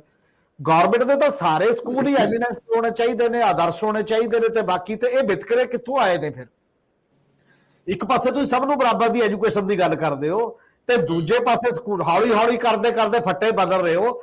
ਬਾਕੀ 20,000 ਸਕੂਲ ਕਿੱਧਰ ਜਾਏਗਾ? ਇੱਕ ਦਾ ਫੱਟਾ ਅੱਜ ਬਦਲਿਆ ਗਿਆ, 4 ਸਾਲ ਦੇ ਵਿੱਚ 400 ਦਾ ਬਦਲਿਆ ਜਾਊਗਾ। ਕਿੰਨਾ ਟਾਈਮ ਲੱਗੂਗਾ? ਤੇ ਉਹ ਸਾਰਿਆਂ ਦੇ ਫੱਟੇ ਬਦਲਣ ਨੂੰ ਵੀ ਬਾਕੀ ਚੀਜ਼ਾਂ ਦੱਸੋ। ਇਹਦਾ ਮਤਲਬ ਜਦੋਂ ਤੁਸੀਂ ਆਉਣ ਦੀ ਹੋੜ ਸਾਰੇ ਸਕੂਲਾਂ 'ਚ ਸਿੱਖਿਆ ਬਿਹਤਰ ਕਰਨ ਦੇ ਵਿੱਚ ਨਾਕਾਮਯਾਬ ਰਹਿੰਦੇ ਹੋ, ਉਦੋਂ ਇਹੋ ਜਿਹੀਆਂ ਯੋਜਨਾਵਾਂ ਦੀ ਲੋੜ ਪੈਂਦੀ ਹੈ। ਨਹੀਂ ਤਾਂ ਲੋੜ ਨਹੀਂ ਹੈ। ਸਕੂਲ ਆਪਣੇ ਆਪ 'ਚ ਇੱਕ ਵੱਡੀ ਗੱਲ ਹੁੰਦੀ ਹੈ। ਬੱਚਾ ਸਕੂਲ ਜਾ ਰਿਹਾ ਹੈ ਤੇ ਉਹ ਸਕੂਲ 'ਚ ਪੜ੍ਹ ਕੇ ਇੱਕ ਚੰਗਾ ਨਾਗਰਿਕ ਬਣੇ ਤੇ ਉਹਦੇ ਪੜ੍ਹਾਈ ਦਾ ਲੈਵਲ ਉਹ ਹੋਵੇ। ਸਕੂਲ ਕਾਫੀ ਨਹੀਂ ਹੁੰਦਾ, ਉਹਦੇ ਨਾਲ ਵਿਸ਼ੇਸ਼ਣ ਲਾਉਣੇ ਬਹੁਤ ਜ਼ਿਆਦਾ ਜ਼ਰੂਰੀ ਹੁੰਦੇ ਨੇ। ਵਿਸ਼ੇਸ਼ਣਾਂ ਦੀ ਗੱਲ ਉਦੋਂ ਹੀ ਆਉਂਦੀ ਹੈ ਜਦੋਂ ਤੁਸੀਂ ਇੱਕ ਵੱਡੀ ਲੜਾਈ ਹਾਰ ਜਾਂਦੇ ਹੋ, ਵੱਡੀ ਗੱਲ ਨਹੀਂ ਕਰਦੇ। ਨੰਬਰ 1 ਤਾਂ ਮੈਨੂੰ ਇਹ ਲੱਗਦਾ ਕਿ ਇਹ ਸਵਾਲ ਹੈ। ਨੰਬਰ 2, ਜਿਹੜਾ ਸਵਾਲ ਪੋਲੀਟੀਕਲੀ ਕੀਤਾ ਜਾ ਰਿਹਾ ਉਸ ਮਾਮਲੇ ਦੇ ਵਿੱਚ, ਹਾਲਾਂਕਿ ਇਕੱਠ ਵੀ, ਤੁਸੀਂ ਇੱਕ ਸਕੂਲ ਦਾ ਉਦਘਾਟਨ ਕਰ, ਸਾਰੇ ਪੰਜਾਬ ਦੇ ਵਿੱਚੋਂ ਤੁਸੀਂ ਬੱਸਾਂ ਮੰਗਾ ਲਈਆਂ ਨੇ ਪੀਆਰਟੀਸੀ ਦੀਆਂ ਬੱਸਾਂ, ਜਿਹੜੀਆਂ ਖਾਸ ਤੌਰ ਤੇ ਪੰਜਾਬ ਦੀਆਂ ਔਰਤਾਂ ਜਿਨ੍ਹਾਂ ਨੂੰ ਉਡੀਕਦੀਆਂ ਨੇ, ਜਿਨ੍ਹਾਂ ਨੂੰ ਫ੍ਰੀ ਮਤਲਬ ਉਹਦੇ ਚ ਸਫ਼ਰ ਦੀ ਗੱਲ ਹੈ। ਤੁਸੀਂ ਕਿੰਨੇ ਦਿਨ ਪਹਿਲਾਂ ਪੰਜਾਬ ਨੂੰ ਦੱਸਿਆ ਸੀ ਵੀ ਤੁਹਾਡੇ ਆਹ ਰੂਟ ਤੇ ਆ ਬੱਸਾਂ ਨਹੀਂ ਚੱਲਣਗੀਆਂ, ਅੱਜ ਤੁਸੀਂ ਨਹੀਂ ਆਉਣਾ ਉਸ ਰੂਟ ਦੇ ਉੱਤੇ, ਜਾਂ ਸਾਨੂੰ ਚਾਹੀਦੀਆਂ ਨੇ। ਤੇ ਖੱਜਲ ਖੁਆਰੀ ਕੌਣ ਹੈ? ਉਹ ਤਾਂ ਕਹਿੰਦੇ ਨੇ ਕਿਸਾਨ ਧਰਨਾ ਲਾ ਰਿਹਾ ਹੈ, ਉੱਥੇ ਖੱਜਲ ਖੁਆਰੀ ਹੋਗੀ। ਗਵਰਨਮੈਂਟ ਪਲਾਨ ਢੰਗ ਨਾਲ ਲੋਕਾਂ ਦੀ ਖੱਜਲ ਖੁਆਰੀ ਕਰ ਰਹੀ ਹੈ। ਸੈਂਕੜੇ ਬੱਸਾਂ ਤੁਸੀਂ ਇੱਕ ਹਲਕੇ ਨੂੰ 10-10 ਬੱਸਾਂ ਦੇਤੀਆਂ ਨੇ, ਜਿਹੜੀਆਂ ਚੱਕ ਕੇ ਜਿਹੜੀਆਂ ਲਿਜਾ ਰਹੇ ਹੋ। ਤੇ ਨਾਲ ਤੁਸੀਂ ਫਿਰ ਕੀ ਕਹਿ ਰਹੇ ਹੋ? ਮਾਸਟਰਾਂ ਤੋਂ ਗੈਰ ਜਿਹੜਾ ਪੜ੍ਹਾਈ ਦਾ ਕੰਮ ਨਹੀਂ ਲੈਣਾ। ਇਹ ਵੈਸੇ ਤਾਂ ਕਾਨੂੰਨ 'ਚ ਵੀ ਲਿਖਿਆ 8ਵੀਂ ਤੱਕ ਵਾਲੇ 'ਚ, ਜਿਹੜਾ ਰਾਈਟ ਟੂ ਐਜੂਕੇਸ਼ਨ ਕਾਨੂੰਨ ਹੈ, ਪਰ ਲਿਆ ਕੀ ਜਾ ਰਿਹਾ? ਹੈਡਮਾਸਟਰ, ਪ੍ਰਿੰਸੀਪਲ, ਮਾਸਟਰ ਸਭ ਨੂੰ ਜ਼ਿੰਮੇਵਾਰੀ ਦੇਤੀ ਵੀ ਤੁਸੀਂ ਬੱਸਾਂ ਭਰ ਕੇ ਲਿਆਉਣੀਆਂ ਨੇ, ਕੱਲੀਆਂ ਭਰ ਕੇ ਨਹੀਂ ਲਿਆਉਣੀਆਂ, ਉਹਨਾਂ ਦੀ ਤਰਤੀਬ ਰੱਖਣੀ ਹੈ, ਉਹਨਾਂ ਦੇ ਖਾਣ ਪੀਣ ਦਾ ਵੀ ਬੰਦੋਬਸਤ ਕਰਨਾ। ਇਹ ਲਿਖਤੀ ਆਰਡਰ ਨੇ। ਮਾਸਟਰ ਤੇ ਹੈਡਮਾਸਟਰ ਤੇ ਪ੍ਰਿੰਸੀਪਲ ਕਿੱਥੋਂ ਕਰਨਗੇ ਜੀ ਖਾਣ ਪੀਣ ਦਾ ਬੰਦੋਬਸਤ? ਉਹਨਾਂ ਦਾ ਕੌਣ ਦੇਗਾ ਪੈਸੇ? ਪਾਰਟੀ ਫੰਡ ਚੋਂ ਜਾਣਗੇ, ਜਾਂ ਤਹਿਸੀਲਦਾਰਾਂ ਤੋਂ ਲੈਣਗੇ, ਜਾਂ ਕਿਸੇ ਨੂੰ ਹੋਰ ਕਿਹਾ ਹੋਇਆ ਕਿ ਬੰਦੋਬਸਤ ਤੁਸੀਂ ਕਰਨਾ ਹੈ, ਦੇਖ ਰੇਖ ਮਾਸਟਰ ਤੇ ਬਾਕੀ ਕਰਨਗੇ। ਇਹ ਜਿਹੜੇ ਸਾਰੀਆਂ ਚੀਜ਼ਾਂ ਜਿੱਧਰ ਨੂੰ ਵਿਚਰ ਰਹੀਆਂ ਨੇ, ਉਹਦੇ ਜਵਾਬ ਵੀ ਤਾਂ ਦੇਣੇ ਪੈਣਗੇ ਜੇ ਬਾਕੀ ਕਰਦੇ ਨੇ। ਔਰ ਲੋਕਾਂ ਨੂੰ ਤੁਸੀਂ ਹਫ਼ਤਾ ਪਹਿਲਾਂ ਦੱਸ ਦੇ ਕਿ ਆਹ ਰੂਟ ਤੋਂ ਇੰਨੀਆਂ ਬੱਸਾਂ ਮਿਸਿੰਗ ਨੇ। ਮੈਂ ਨਹੀਂ ਕਿਤੇ ਖਬਰ ਪੜ੍ਹੀ, ਐਡਵਰਟਾਈਜ਼ਮੈਂਟ ਆਈਡੀ ਇੱਕ ਪੇਜ ਤੇ ਐਡਵਰਟਾਈਜ਼ਮੈਂਟ ਦੇ ਦਿੰਦੇ ਕਿ ਆਹ ਭਾਈ ਦੇਖ ਲਿਓ, ਅਗਲੇ ਵਾਰ ਇੰਨੇ ਖੱਜਲ ਖੁਆਰ ਨਾ ਹੋਏ। ਚਲੋ ਜੇ ਲਿਜਾਣੀਆਂ ਵੀ ਸੀ ਤੁਸੀਂ ਤਾਂ ਇਹ ਚੀਜ਼ਾਂ ਠੀਕ ਹੋ ਸਕਦੀਆਂ ਸੀ। ਹੁਣ ਹੈਗਾ ਇੱਕ ਸਲੋਗਨ, ਇੱਕ ਦੇਸ਼ ਇੱਕ ਚੋਣ, ਉਹ ਤਾਂ ਦਿਖਾਈ ਦੇ ਰਿਹਾ ਨਾ, ਉਹ ਪ੍ਰੈਕਟੀਕਲ ਹੈ ਨਾ, ਐਡੇ ਵੱਡੇ ਡਾਇਵਰਸ ਕੰਟਰੀ ਦੇ ਕਿਤੇ ਹਿੱਤ ਦੇ ਵਿੱਚ ਹੈ। ਵੱਖ-ਵੱਖ ਮਾਮਲੇ ਨੇ ਸਾਡੇ, ਜਿਵੇਂ ਪ੍ਰੈਜ਼ੀਡੈਂਸ਼ੀਅਲ ਫਾਰਮ ਆਫ ਗਵਰਨਮੈਂਟ ਦੀਆਂ ਗੱਲਾਂ ਕਈ ਵਾਰ ਹੁੰਦੀਆਂ ਨੇ, ਉਹ ਸਾਡੇ ਫਿੱਟ ਨਹੀਂ ਆਉਂਦਾ, ਉਵੇਂ ਸਾਡੇ ਇਹ ਵੀ ਨਹੀਂ ਫਿੱਟ ਆਉਣਾ, ਕਿਉਂਕਿ ਇੱਕ ਲੌਜੀਕਲੀ ਗੱਲ ਉਹ ਅੱਗੇ ਆਈ ਹੈ। ਨਹੀਂ ਕਿ ਪਹਿਲਾਂ ਸ਼ੁਰੂ ਇੱਕੋ ਚੋਣ ਤੋਂ ਨਹੀਂ ਸੀ ਹੋਇਆ, ਚਲਦੇ ਚਲਦੇ ਕਦੇ ਸੈਂਟਰ ਦੀ ਸਰਕਾਰ ਟੁੱਟ ਗਈ, ਕਦੇ ਸਟੇਟਾਂ ਦੀਆਂ ਟੁੱਟ ਗਈਆਂ, ਕਦੇ ਰਹਿ ਗਈਆਂ, ਕਦੇ ਕੋਰਮ ਪੂਰਾ, ਕਦੇ ਮਤਲਬ ਬਹੁਮਤ ਪੂਰਾ ਨਹੀਂ ਹੈ, ਵੱਖ-ਵੱਖ ਕਾਰਨ ਨੇ, ਕਦੇ ਤੋੜ ਦਿੱਤੀਆਂ ਗਈਆਂ। ਉਹ ਇੱਕ ਅਲੱਗ ਪਹਿਲੂ ਹੈ। ਹੁਣ ਸਕੂਲ ਤੇ ਵੀ ਸਾਡੇ ਕੀ ਹੋਇਆ? ਅਸਲ ਦੇ ਵਿੱਚ ਇਹ ਵੱਡਾ ਮੁੱਦਾ ਹੈ। ਮੁੱਦਾ ਇਸ ਕਰਕੇ ਹੈ ਕਿ ओरिजिनली ਕਨਸਟੀਟਿਊਸ਼ਨ ਦੇ ਵਿੱਚ ਇਹ ਸਟੇਟ ਸਬਜੈਕਟ ਸੀ ਐਜੂਕੇਸ਼ਨ। ਐਜੂਕੇਸ਼ਨ 75 ਦੇ ਵਿੱਚ ਆ ਕੇ 76 ਦੇ ਵਿੱਚ ਜਿਹੜੀ 42ਵੀਂ ਸੋਧ ਤੁਸੀਂ ਕੀਤੀ ਹੈ ਤੇ ਉਹ ਚੱਕ ਕੇ ਕਾਰਪੋਰੇਟ ਲਿਸਟ ਦੇ ਵਿੱਚ ਲੈ ਗਏ। ਤੇ ਉਹ ਜਦੋਂ ਐਜੂਕੇਸ਼ਨ ਜਦੋਂ ਦਾ ਉਹਦੇ ਵਿੱਚ ਗਿਆ ਹੈ, ਉਦੋਂ ਦੇ ਕਿੰਨੀਆਂ ਸਟੇਟਾਂ ਲੜ ਰਹੀਆਂ ਨੇ ਕਿ ਸਾਡੀ ਹਿਸਟਰੀ ਗਲਤ ਕਰ ਰਹੇ ਹੋ ਤੁਸੀਂ, ਸਾਨੂੰ ਦਿੱਲੀ ਤੋਂ ਬੈਠ ਕੇ ਸਿਲੇਬਸ ਦੇ ਰਹੇ ਹੋ, ਸਾਡੀ ਨੇਚਰ ਦੇ ਉਹ ਫਿੱਟ ਨਹੀਂ, ਸਾਡਾ ਆਜ਼ਾਦੀ ਦੇ ਇਤਿਹਾਸ ਦੇ ਵਿੱਚ ਜੋ ਯੋਗਦਾਨ ਹੈ ਤੁਸੀਂ ਉਹਨੂੰ ਪਾਉਂਦੇ ਨਹੀਂ ਚੈਪਟਰਾਂ ਦੇ ਵਿੱਚ। ਸਾਡੇ ਵੱਖ-ਵੱਖ ਮਾਮਲਿਆਂ 'ਚ ਲੜਾਈਆਂ ਹੋ ਰਹੀਆਂ ਨੇ ਨਾ ਜਿਹੜੀਆਂ ਵੀ ਨੇ। ਸਾਡਾ ਬੱਚਾ ਵੀ ਇੱਥੇ ਪੜ੍ਹਦਾ ਕਿ ਉਹ ਜਨਤਾ ਲੋਰਾਂ ਦੀਆਂ ਗੁਫਾਵਾਂ 'ਚ ਕੀ ਹੈ ਜੀ, ਝਰੋਖੇ ਕਿੱਥੋਂ ਆਉਂਦੇ ਨੇ, ਸਾਡੇ ਇੱਥੇ ਵਾਲੀਆਂ ਡਾਟਾ ਤੇ ਝਰੋਖੇ ਸਾਨੂੰ ਪੜ੍ਹਾਏ ਸਾਨੂੰ ਨਹੀਂ ਦਿਖਾਈ ਦਿੰਦੇ। ਐਜੂਕੇਸ਼ਨ ਦਾ ਬੁਨਿਆਦੀ ਅਸੂਲ ਇਹ ਹੈ ਕਿ ਉਹ ਸੌਖੇ ਤੋਂ ਔਖੇ ਵੱਲ ਜਾਂਦਾ, ਸਥੂਲ ਤੋਂ ਸੂਖਮ ਵੱਲ ਜਾਂਦਾ। ਉਹ ਸਾਰੇ ਅਸੂਲ ਸਿੱਕੇ ਟੰਗ ਕੇ ਭਾਸ਼ਾ ਵਿਗਿਆਨੀਆਂ ਨੂੰ ਦਰਕਨਾਰ ਕਰਕੇ ਐਜੂਕੇਸ਼ਨਿਸਟਾਂ ਦੀ ਧਾਰਨਾਵਾਂ ਰੱਦ ਕਰਕੇ ਤੁਸੀਂ ਸੈਂਟਰਲਾਈਜ਼ ਕਰ ਰਹੇ ਹੋ ਸਾਰੀ ਦੀ ਸਾਰੀ ਐਜੂਕੇਸ਼ਨ। ਹੁਣ 2020 ਦੀ ਐਜੂਕੇਸ਼ਨ ਪਾਲਿਸੀ, ਇਹਦੇ ਤੇ ਕਿਸੇ ਵੀ ਪਾਰਟੀ ਦਾ ਡਿਫਰੈਂਸ ਦਿਖਾਓ, including Aam Aadmi party, including government of India ਨੇ ਤਾਂ ਕਰਨਾ ਕੀ ਹੈ, ਜਿਹੜੇ ਐਨਡੀਏ ਦੇ ਅਲਾਇੰਸ 'ਚ ਨੇ ਤੇ ਜਿਹੜੇ ਫੈਡਰਲਿਸਟ ਨੇ ਉਹਨਾਂ ਦੀ ਵੀ ਨਹੀਂ ਹੈ ਕਿਸੇ ਦੀ। ਔਰ ਇਹ ਕਿਹਾ ਜਾਂਦਾ ਕਿ ਅਗਲੇ ਸਮੇਂ ਦੇ ਵਿੱਚ ਟੋਟਲ ਕਾਰਪੋਰੇਟਾਈਜ਼ ਜਿਹੜੀ ਐਜੂਕੇਸ਼ਨ ਹੋਣੀ ਹੈ ਤੇ 5000 ਸਟੂਡੈਂਟਾਂ ਤੱਕ ਵਾਲੇ ਕਾਲਜ ਬੰਦ ਹੋ ਜਾਣੇ ਨੇ। ਪੰਜਾਬ ਵਾਲੇ ਤਾਂ ਵੈਸੇ ਵੀ ਬੰਦ ਹੋਣ ਨੂੰ ਤਿਆਰ ਨੇ ਕਿਉਂਕਿ ਆਈਲੈਟਸ ਕਰਕੇ ਵੀ ਬੱਚੇ ਬਾਹਰ ਜਾ ਰਹੇ ਨੇ, ਘੱਟ ਆ ਰਹੇ ਨੇ ਪਹਿਲੇ ਹੀ ਬੱਚੇ ਉਸ ਮਾਮਲੇ ਦੇ ਵਿੱਚ। ਮਤਲਬ ਤੁਸੀਂ ਸਥਾਨਕ ਸਿਚੁਏਸ਼ਨ ਦੇਖੇ ਬਿਨਾਂ ਜੇਕਰ ਇਹ ਗੱਲ ਕਰਦੇ ਹੋ ਤਾਂ ਇੱਕ ਅਲੱਗ। ਹਾਂ, ਜੇ ਤੁਸੀਂ ਇਕੱਲੀ ਇਹ ਗੱਲ ਕਰਦੇ ਹੋ, ਇਹ ਲੌਜਿਕ ਦਿੰਦੇ ਹੋ ਕਿ ਬਰਾਬਰ ਦੇ ਮਿਆਰ ਵਾਲੀ ਸਿੱਖਿਆ ਚਾਹੀਦੀ ਹੈ, ਸਿਲੇਬਸ ਤਾਂ ਵੱਖ-ਵੱਖ ਹੋਣਗੇ, ਡਾਇਵਰਸਿਫਾਈ ਹੋਣਾ ਚਾਹੀਦਾ, ਫੈਡਰਲ ਸਟਰਕਚਰ ਹੋਣਾ ਚਾਹੀਦਾ, ਰਾਈਟ ਹਰ ਸਟੇਟ ਨੂੰ ਆਪਣਾ ਹੋਣਾ ਚਾਹੀਦਾ, ਤਾਂ ਉਹ ਮਿਆਰੀਕਰਨ ਤੁਸੀਂ ਕਿੱਥੇ ਲਾਗੂ ਕਰ ਰਹੇ ਹੋ? ਕੀ ਤੁਸੀਂ ਕਾਰਪੋਰੇਟ ਸਕੂਲਾਂ ਨੂੰ ਬੰਦ ਕਰਨ ਜਾ ਰਹੇ ਹੋ? ਕੀ ਤੁਸੀਂ ਉਸ ਸਟੈਂਡਰਡ ਦੇ ਜਿਹੜੇ ਸਕੂਲ ਨੇ, ਹੁਣ ਕਿੰਨੀਆਂ ਲੇਅਰਜ਼ ਨੇ ਪ੍ਰਾਈਵੇਟ ਵੀ, ਇੱਕ ਤਾਂ ਰੋਜੀ ਰੋਟੀ ਲਈ ਖੁੱਲੇ ਹੋਏ ਪ੍ਰਾਈਵੇਟ ਸਕੂਲ ਨੇ ਛੋਟੇ, ਇੱਕ ਉਦੋਂ ਥੋੜੇ ਜਿਹੇ ਵੱਡੀਆਂ ਜਿਹੜੀਆਂ ਸੰਸਥਾਵਾਂ ਖੋਲ ਰਹੀਆਂ ਨੇ, ਜੋ ਖਾਲਸਾ ਨੇ, ਡੀਏਵੀ ਨੇ, ਬਾਕੀ ਦੇ ਸੰਸਥਾਵਾਂ ਨੇ ਖੋਲੇ ਹੋਏ ਨੇ। ਤੀਜੇ ਤੁਸੀਂ ਖੋਲ ਰਹੇ ਹੋ ਬਿਲਕੁਲ ਟੋਟਲ 100% ਪ੍ਰੋਫਿਟ ਵਾਲੇ, ਜਿਹਦੇ ਤੇ ਮਤਲਬ ਇੱਕ ਵੱਡੇ ਘਰਾੜੇ ਖੋਲਦੇ ਨੇ ਔਰ ਵੱਡੇ ਵੱਡੇ ਚੇਂਜ ਹੋ ਗਈਆਂ ਸਕੂਲਾਂ ਦੀ, ਦਿੱਲੀ ਪਬਲਿਕ ਸਕੂਲ ਹੈ, ਫਲਾਨਾ ਸਕੂਲ ਹੈ, ਫਲਾਨਾ ਸਕੂਲ ਹੈ। ਉਹਦੇ ਮੁਕਾਬਲੇ ਤੁਹਾਡੇ ਸਰਕਾਰੀ ਸਕੂਲ ਇੱਕੋ ਜੀ, ਉਹ ਪਾਲਿਸੀ ਬਦਲੇ ਬਿਨਾ ਤੁਸੀਂ ਇੱਕੋ ਜੀ ਪਾਲਿਸੀ ਸਿੱਖਿਆ ਦੇ ਕਿੱਥੋਂ ਸਕਦੇ ਹੋ? ਕਿਵੇਂ ਦੇ ਸਕਦੇ ਹੋ? ਜਾਂ ਫਿਰ ਇਹ ਕਰੋ ਜਿਹੜੀ ਇਲਾਹਾਬਾਦ ਹਾਈ ਕੋਰਟ ਦੀ ਇੱਕ ਜੱਜਮੈਂਟ 18 ਅਗਸਤ 2015 ਦੀ ਹੈ, ਬੜੀ ਇੰਪੋਰਟੈਂਟ ਜੱਜਮੈਂਟ, ਜਿੱਥੇ ਗੱਲ ਹੀ ਨਹੀਂ ਹੋ ਰਹੀ, ਸਾਡੇ ਕੰਟਰੀ ਦੇ ਵਿੱਚ ਡਿਬੇਟ ਨਹੀਂ ਹੋ ਰਹੀ। ਉਹ ਕਹਿੰਦੇ ਨੇ ਕਿ ਜਿਹੜੇ ਵੀ ਲੋਕ ਸਰਕਾਰੀ ਖਜ਼ਾਨੇ ਚੋਂ ਸਬਸਟੈਂਸ਼ਲੀ ਤਨਖਾਹ ਜਾਂ ਪੈਸੇ ਜਾਂ ਭੱਤੇ ਲੈਂਦੇ ਨੇ, ਤੋਂ ਵੀ ਉਹ ਪੋਲੀਟੀਸ਼ੀਅਨ ਹੋਵੇ, ਉਹ ਬਿਊਰੋਕਰੇਟ ਹੋਵੇ, ਜਿਹੜਾ ਮਰਜੀ, ਇਹਨਾਂ ਸਰਕਾਰੀ ਸਕੂਲਾਂ ਦੀ ਹਾਲਤ ਉਹਨਾਂ ਚਿਰ ਨਹੀਂ ਸੁਧਰਨੀ ਜਿੰਨਾ ਚਿਰ ਉਹ ਆਪਣੇ ਗੁਆਂਢੀ ਸਕੂਲ 'ਚ ਆਪਣਾ ਬੱਚਾ ਨਹੀਂ ਪੜਾਉਂਦੇ, ਜਿਹੜਾ ਵੀ ਉੱਥੇ ਨੇੜੇ ਸਰਕਾਰੀ ਸਕੂਲ ਹੈ। ਤੇ ਜੇ ਉਹ ਸਰਕਾਰੀ ਸਕੂਲ 'ਚ ਆਪਣਾ ਬੱਚਾ ਨਹੀਂ ਲਾਉਣਾ ਚਾਹੁੰਦੇ ਤਾਂ ਉਦੋਂ ਬਾਅਦ ਜਿੰਨਾ ਉਹ ਆਪਣੇ ਬੱਚੇ ਦਾ ਖਰਚ ਕਿਸੇ ਪ੍ਰਾਈਵੇਟ ਸਕੂਲ ਨੂੰ ਦੇ ਰਿਹਾ ਤਾਂ ਉਹਦੇ ਬਰਾਬਰ ਦਾ ਪੈਸਾ ਉਹਨੂੰ ਸਰਕਾਰੀ ਖਜ਼ਾਨੇ 'ਚ ਜਮ੍ਹਾਂ ਕਰਾਉਣਾ ਪਵੇ ਕਿ ਤਾਂ ਕਿ ਬਾਕੀ ਦੇ ਬੱਚਿਆਂ ਦੇ ਲਈ ਉਹ ਖਰਚ ਕੀਤਾ ਜਾ ਸਕੇ, ਉਹਦਾ ਮਿਆਰ ਉੱਥੇ ਹੋ ਸਕੇ। ਇਹ ਤੇ ਟੀਚਰ ਯੂਨੀਅਨਾਂ ਤੋਂ ਲੈ ਕੇ ਹਾਈਲੀ ਪੜ੍ਹੇ ਲਿਖੇ ਲੋਕਾਂ ਤੋਂ ਲੈ ਕੇ ਬਿਊਰੋਕਰੇਟ ਤੋਂ ਲੈ ਕੇ ਸਾਇਲੈਂਸ ਕਿਉਂ ਹੈ ਇਸ ਵੱਡੇ ਏਜੰਡੇ ਤੇ? ਨਹੀਂ ਤਾਂ ਕੋਈ ਇੱਕ ਕੋਰਟ ਵੀ ਕਹਿ ਦਿੰਦੀ ਹੁੰਦੀ ਹੈ ਨਾ ਤਾਂ ਮੁੱਦਾ ਬਣ ਜਾਂਦਾ ਬਹੁਤ ਵੱਡਾ।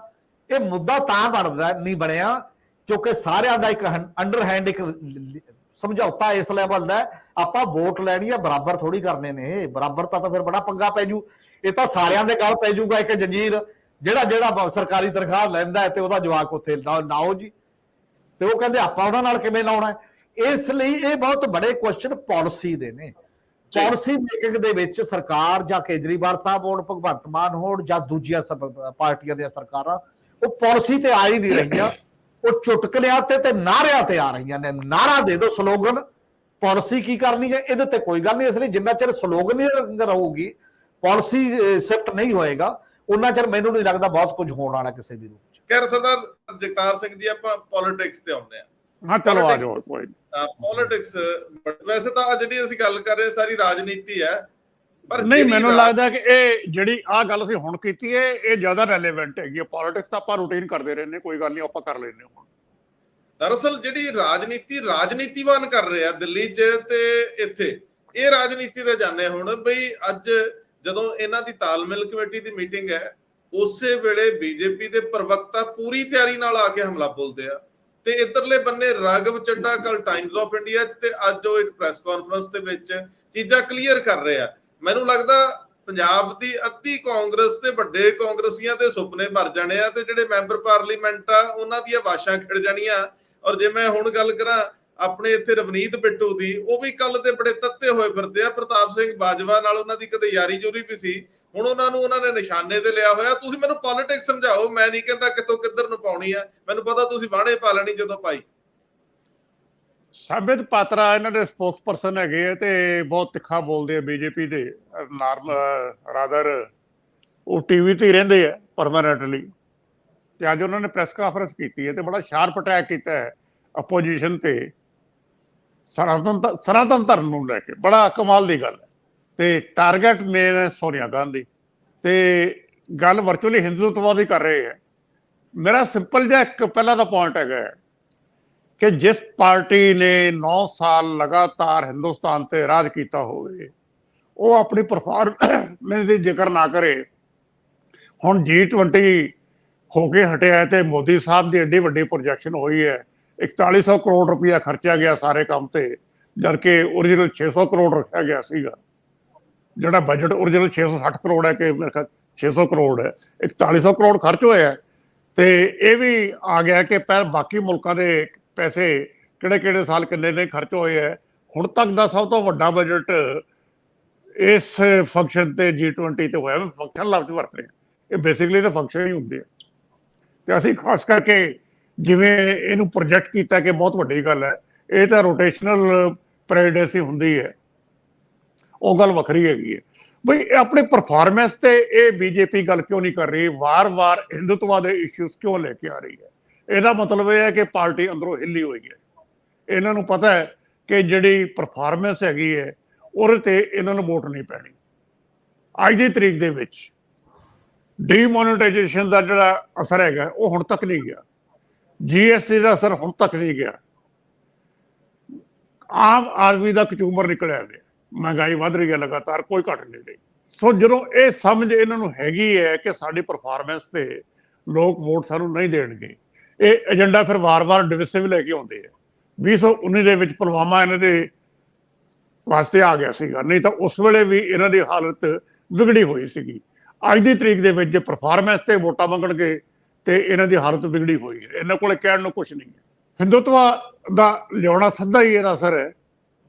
ਹੁਣ ਸਨਾਤਨ ਧਰਮ ਦੀ ਗੱਲ, ਜਿਹੜਾ ਜਿੱਥੋਂ ਇਸ਼ੂ ਸ਼ੁਰੂ ਹੁੰਦਾ, ਜਿਹੜੀ ਜੜ ਹੈਗੀ ਹੈ, ਤਾਮਿਲਨਾਡੂ ਦੇ ਉਦੈਨਿਧੀ ਸਟਾਲਿਨ ਨੇ ਬਿਆਨ ਦਿੱਤਾ। DMK ਤਾਂ ਬਣੀ ਇਸ ਇਸ਼ੂ ਤੇ, ਸਨਾਤਨ ਵਾਲੇ ਮਾਮਲੇ ਤੇ।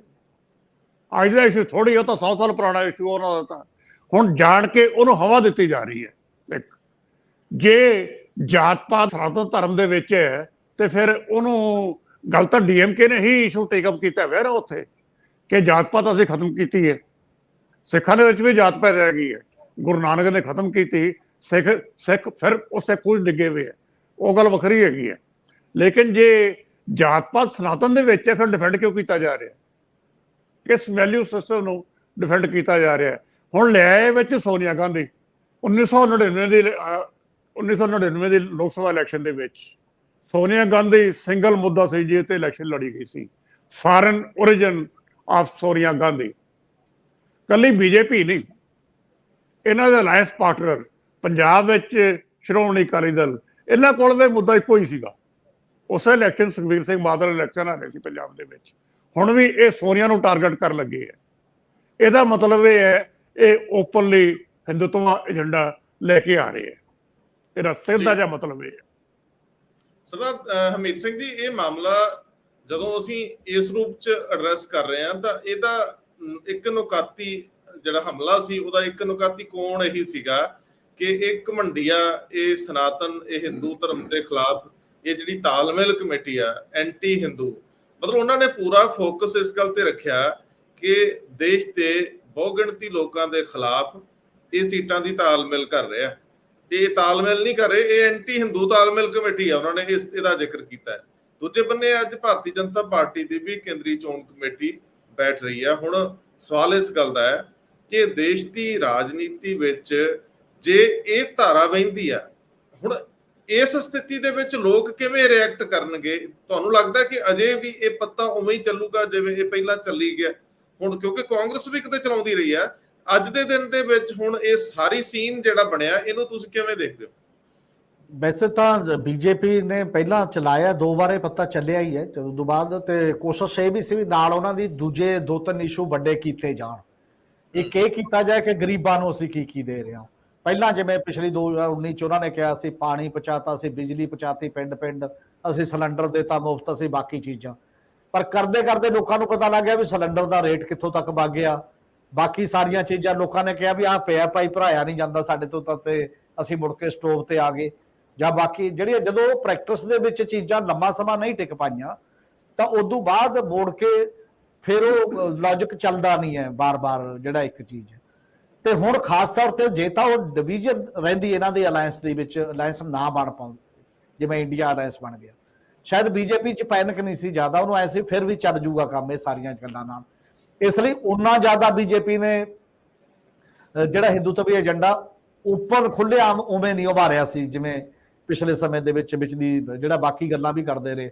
ਇੱਕ ਤਾਂ ਵੀ ਦੁਨੀਆ 'ਚ ਦੇਸ਼ ਦਾ ਨਾਂ ਕਿੰਨਾ ਉੱਚਾ ਹੋ ਗਿਆ, ਪ੍ਰਧਾਨ ਮੰਤਰੀ ਕਿੱਡੇ ਕੱਦ ਦੇ ਬੰਦੇ ਬਣ ਗਏ, ਜੇ ਉਹ ਇਹੋ ਜਿਹੀਆਂ ਚੀਜ਼ਾਂ ਬਹੁਤ ਜ਼ਿਆਦਾ ਉਭਾਰੀਆਂ ਜਾ ਰਹੀਆਂ ਸੀ ਪਿਛਲੇ ਸਮੇਂ ਦੇ ਵਿੱਚ।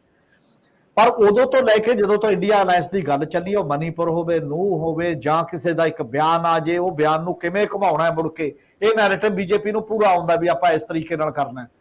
ਚਾਹੇ ਉਹ ਕੋਈ ਬਜਰੰਗ ਦਲ ਦੀ ਯਾਤਰਾ ਤੋਰਨੀ ਹੈ ਤੇ ਉਹ ਯਾਤਰਾ 'ਚ ਵੀ ਕੋਈ ਗੜਬੜ, ਹੇਟ ਸਪੀਚ, ਕਿੰਨੇ ਹੀ ਮੁੱਦੇ ਆਏ ਨੇ, ਲਵ ਜਿਹਾਦ ਤੋਂ ਲੈ ਕੇ ਕੱਪੜੇ ਪਹਿਨਣ ਤੋਂ ਲੈ ਕੇ ਖਾਣ ਤੋਂ ਲੈ ਕੇ, ਇੱਕ ਕੰਟੀਨਿਊ ਪ੍ਰੋਸੈਸ ਸਾਡੇ ਸਾਹਮਣੇ ਦਿਖਾਈ ਦਿੰਦਾ।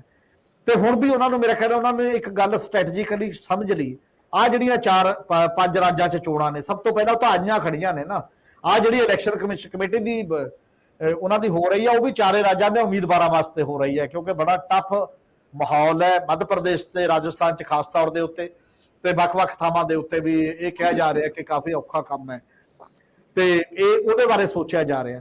ਪਰ ਜੇ ਇਹ 4 ਸਟੇਟਾਂ ਦੇ ਵਿੱਚ ਰਿਜ਼ਲਟ ਮਤਲਬ ਕਿਹੋ ਜਿਹਾ ਆਏਗਾ, ਕਿਹੋ ਜਿਹਾ ਨਹੀਂ ਆਏਗਾ, ਇਹ ਉਹਦੇ ਤੇ ਨਿਰਭਰ ਕਰੂਗਾ 2024 ਦੀ ਜੇ ਪਾਰਲੀਮੈਂਟ ਅਲੱਗ ਹੁੰਦੀ ਹੈ।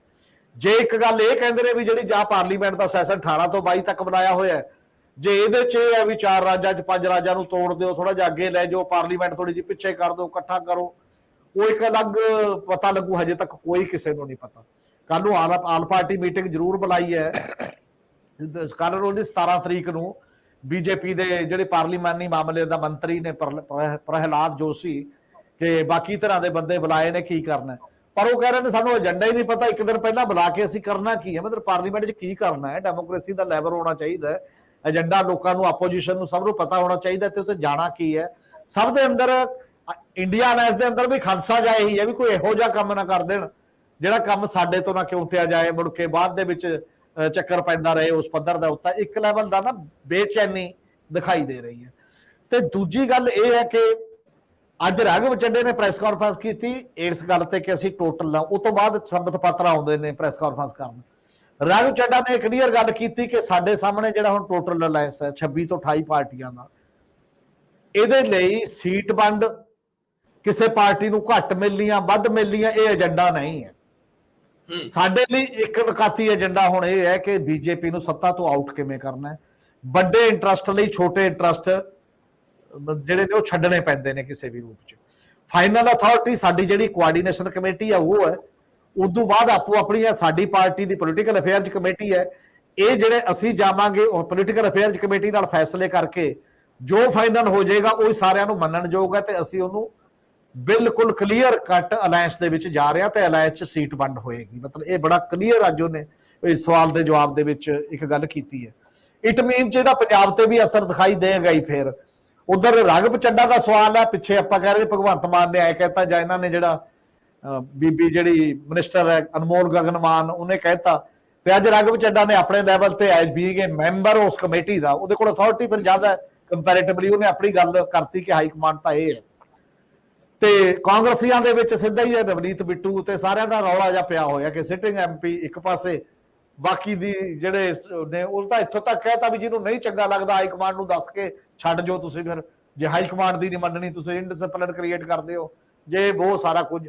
ਨਵਜੋਤ ਸਿੱਧੂ ਮਤਲਬ ਆਪਸੀ ਇੰਟਰਨਲ ਜਿਹੜੀ ਕਸਮ-ਕਸ ਹੈ ਲੀਡਰਸ਼ਿਪ ਦੇ ਵਿੱਚ, ਕੌਣ ਰਾਹੁਲ ਗਾਂਧੀ ਦੇ ਨੇੜੇ ਹੈ, ਕੌਣ ਅਵੱਗਿਆ ਕਰ ਰਿਹਾ, ਕੌਣ ਨਹੀਂ ਕਰ ਰਿਹਾ, ਇਹ ਦਰਸਾਉਣ ਦੀ ਕੋਸ਼ਿਸ਼ ਹੈ ਹੁਣ ਮੇਰੇ ਖਿਆਲ ਹੈ ਅੰਦਰ ਤਾਂ ਇਹਨਾਂ ਦੇ ਮਾਮਲਿਆਂ ਦੇ ਵਿੱਚ। ਹਾਂ, ਇਹ ਜਿਹੜਾ ਹੁਣ ਇੱਕ ਬਾਈਨਰੀ ਬਣੂ, ਕੀ ਬਾਈਨਰੀ ਇੰਡੀਆ ਅਲਾਈਅੰਸ ਉਸ 'ਚ ਚੜ ਜਾਏਗਾ ਜਾ ਕੇ ਉਸ ਵੇਲੇ ਦੇ ਵਿੱਚ, ਜਿਵੇਂ ਬੀਜੇਪੀ ਉਹਨਾਂ ਨੂੰ ਜਿੱਧਰ ਲਿਜਾਣਾ ਚਾਹੁੰਦੀ ਹੈ, ਜਾਂ ਉਹ ਆਪਣਾ ਏਜੰਡਾ ਜਿਹੜਾ ਮਿਨੀਮਮ ਏਜੰਡਾ ਕੀ ਹੋਏਗਾ, ਰੈਲੀਆਂ ਕਿਵੇਂ ਪਲਾਨ ਕਰਨੀਆਂ ਨੇ, ਤੇ ਸੀਟ ਐਡਜਸਟਮੈਂਟ, ਅੱਜ ਦੇ 3 ਮੇਜਰ ਏਜੰਡੇ ਨੇ ਜਿਹੜੀ ਉਹਨਾਂ ਦੀ ਮੀਟਿੰਗ ਹੋ ਰਹੀ ਹੈ। ਉਹ ਰੈਲੀਆਂ ਦੇ ਵਿੱਚ ਆਪਣਾ ਨੈਰੇਟਿਵ ਕਿਵੇਂ ਸਿਰਜਣਗੇ, ਇਹ ਅਸਲ ਦੇ ਵਿੱਚ ਸਭ ਤੋਂ ਬੜਾ ਕੁਐਸਚਨ ਆਉਣ ਵਾਲੇ ਦਿਨਾਂ ਦਾ ਇਹ ਹੈ ਕਿ ਨੈਰੇਟਿਵ ਕਿਹਦੇ ਹੱਥ 'ਚ ਰਹੂਗਾ, ਡਿਫੈਂਸਿਵ ਕੌਣ ਹੋਊਗਾ। ਅਜੇ ਬੀਜੇਪੀ ਡਿਫੈਂਸਿਵ ਦਿਖਾਈ ਦੇ ਰਹੀ ਹੈ ਮੈਨੂੰ, ਕਿਉਂਕਿ ਉਹ ਇੱਕ ਗੱਲ ਕਹਿੰਦੇ ਨੇ ਤੇ ਉਹਦੇ ਤੇ ਫਿਰ ਪ੍ਰੈਸ ਕਾਨਫਰੰਸਾਂ ਉਸ ਲੈਵਲ ਦੀਆਂ ਕਰਕੇ ਉਧਰ ਨੂੰ ਲਿਜਾਣ ਦੀ ਕੋਸ਼ਿਸ਼ ਹੋ ਰਹੀ ਹੈ ਕਿ ਐਂਟੀ ਹਿੰਦੂ ਅਲਾਇੰਸ ਹੈ ਜੀ ਇਹ, ਜਾਂ ਬਾਕੀ ਦੀਆਂ ਚੀਜ਼ਾਂ ਨੇ। ਪਹਿਲਾਂ ਐਂਟੀ ਕੰਟਰੀ ਕਹਿੰਦੇ ਸੀ ਕਿਸੇ ਨਾ ਕਿਸੇ ਰੂਪ ਦੇ ਵਿੱਚ, ਉਹ ਹੁਣ ਐਂਟੀ ਹਿੰਦੂ ਤੇ ਆ ਗਿਆ ਚੀਜ਼ਾਂ ਜਿਹੜੀਆਂ ਨੇ। ਔਰ ਇਹ ਇੱਕ ਦਿਲਚਸਪ ਰਹੇਗੀ ਮਤਲਬ ਅਗਲੇ ਕੁਝ ਮੀਟਿੰਗਾਂ ਨੇ ਜਿਹੜੀਆਂ ਉਹ ਨੈਰੇਟਿਵ ਸਿਰਜਣ ਦੇ ਮਾਮਲੇ 'ਚ।